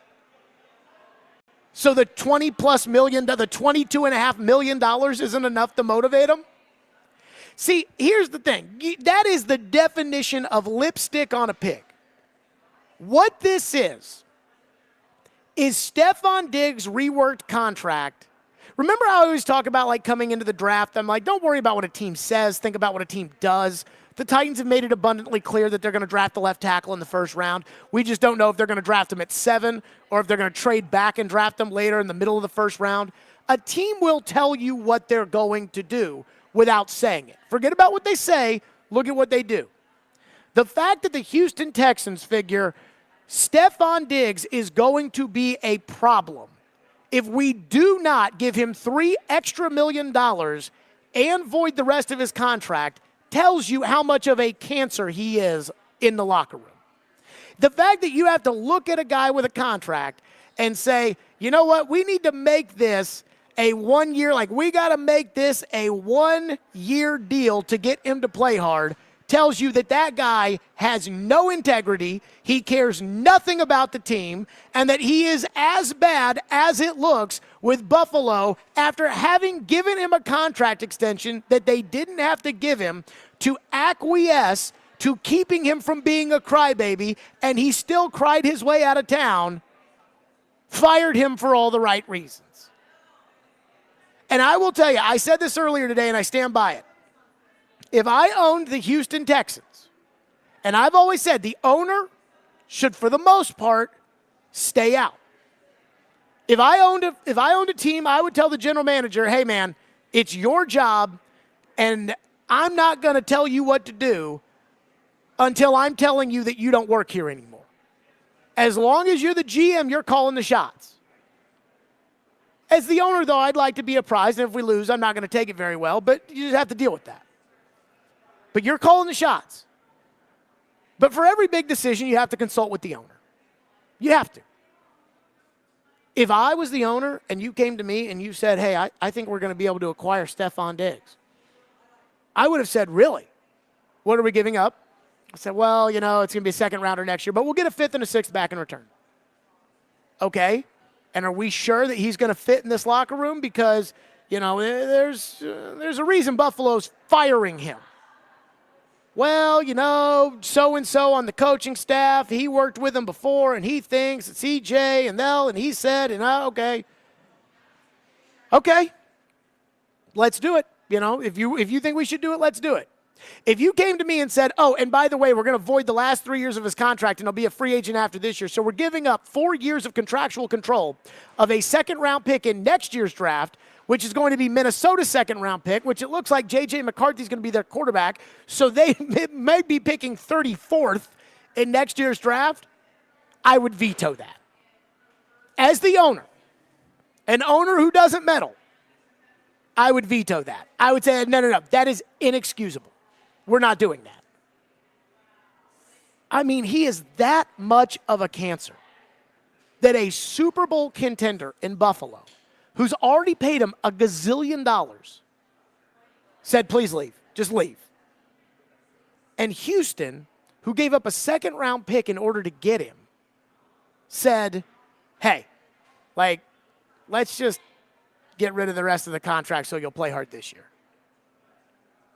There is no way to spin that. And Adam Schefter tried. I love that. They might get a comp pick in return too. So what they're saying is that that's good value for 1 year of Stefon Diggs, is a fifth, a sixth, and then maybe a compensatory 6th or 7th round pick next year. In 2026. That's a good deal. You realize that's what Kevin Byard went for, right? Throw in the extra compensatory pick. I mean, just ridiculous. And then the fact that Schefter's trying to sell it like it's a big win is unbelievable. And just, I'm telling you, this is a bad deal for the Texans. If you have to do that, then it's not going to work. LD from McMinnville says, where was the energy or cancer talk during the TD appearance? We didn't know they had redone the contract like this. And again, I said yesterday, I think it's 50-50. I think there's a 50% chance that Stefon Diggs, flies right and is a good player for them. And it could be a problem for the Titans. And it's a 50% chance that he's going to ruin that locker room.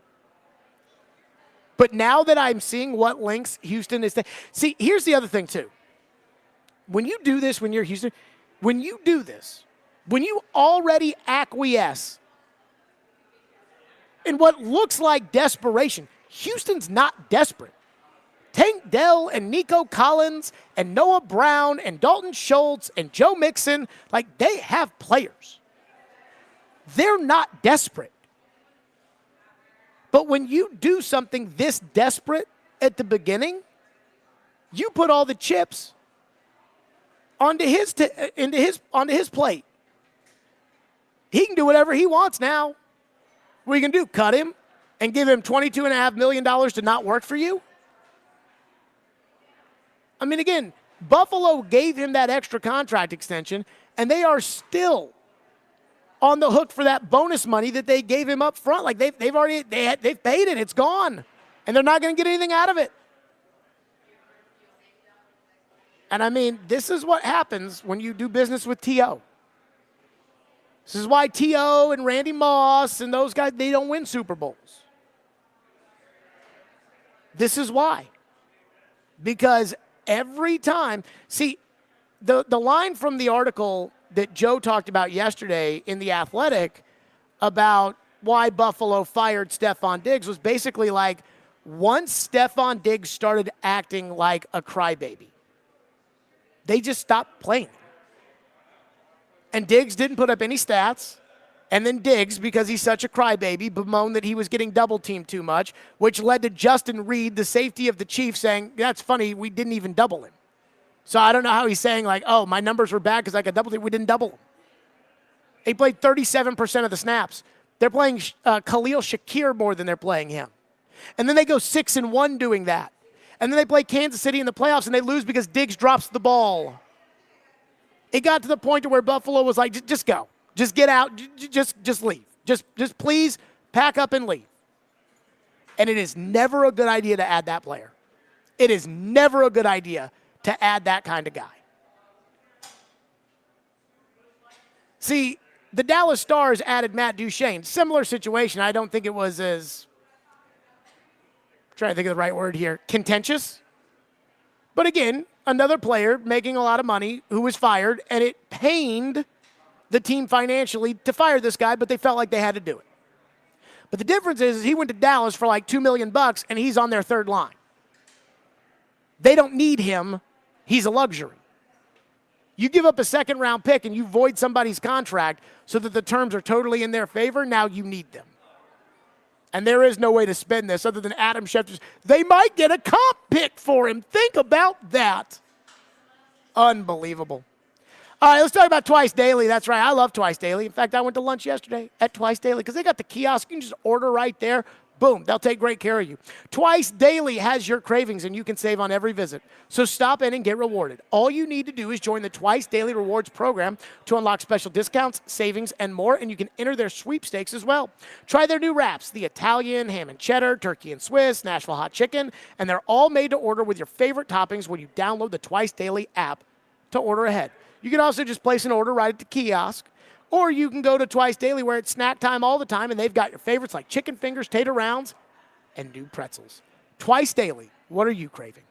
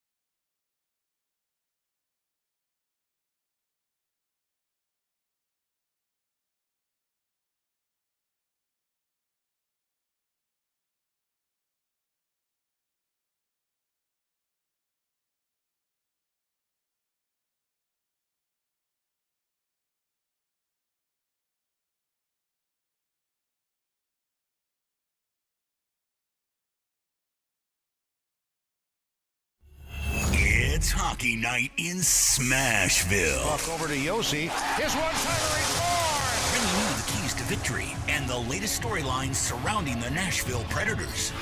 This is Predators Game Day, brought to you by TJ Anderson Homes of Benchmark Realty. Now on Stillman and Company. Predators Game Day is presented by TJ Anderson Homes of Benchmark Realty, online at tjandersonhomes.com. TJ Anderson Homes, list your home with TJ and get your home seen, heard, and sold. TJ, of course, my agent, does a fantastic job. The St. Louis Blues tonight come in at 40-31-4, good for 84 points. The Predators at 43-28-4, that's good for 90 points. Now, this is what I call a binary game. There are no moral victories tonight. They must win. I kind of looked at the other night as kind of a moral victory, and hey, they're right there with Boston, and it's one of the... No. Not tonight. Because as far as the importance of this game, MoneyPuck.com says if you win, you walk away with a 99.6% chance of making the playoffs. If you lose, it's a 95% chance, which is still high, but it's not 99.6. For the Blues, if they lose, they are done. If they win, they'll have a 6% chance of making the playoffs. If they lose, a 0.6% chance. So it is kind of one of those playoff-type games where you're knocking somebody out today if you win.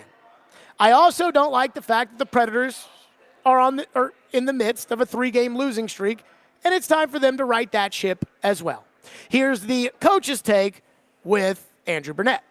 They're a tremendous rush team, and they get a lot of offense off of it. They're fast, so I think we did a pretty good job against them last time, and we've done a pretty good job against the rush. We played some heavy rush teams of late.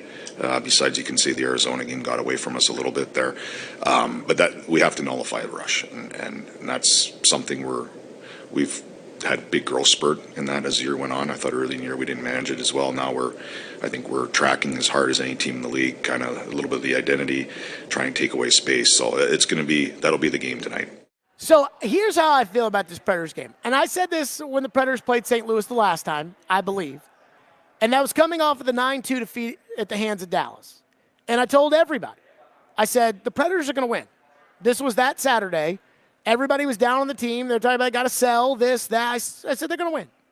Because they were embarrassed by that performance on Thursday night, and that's the last time you want to play somebody, and the Predators did win. I don't think the Predators are embarrassed about how they played against Colorado or Boston, but I do think they look at it as time for them to get right again. And so I expect them to win. And not only do I expect them to win, I expect them to crush St. Louis tonight. And I'm not saying I hope it happens. I'm saying I expect it. And so that's going to do it for us. This is a big one. You know me. I do not say it's a big game if it's not a big game. It's a big game tonight for the Predators. That's it for us. We're out of here. Because the game is on ESPN Plus tonight, Willie is up next with Max on the pregame show. They'll get you set for Puck Drop at 7 o'clock. And if you don't have ESPN Plus, you listen right here on 102.5, 106.3 The Game.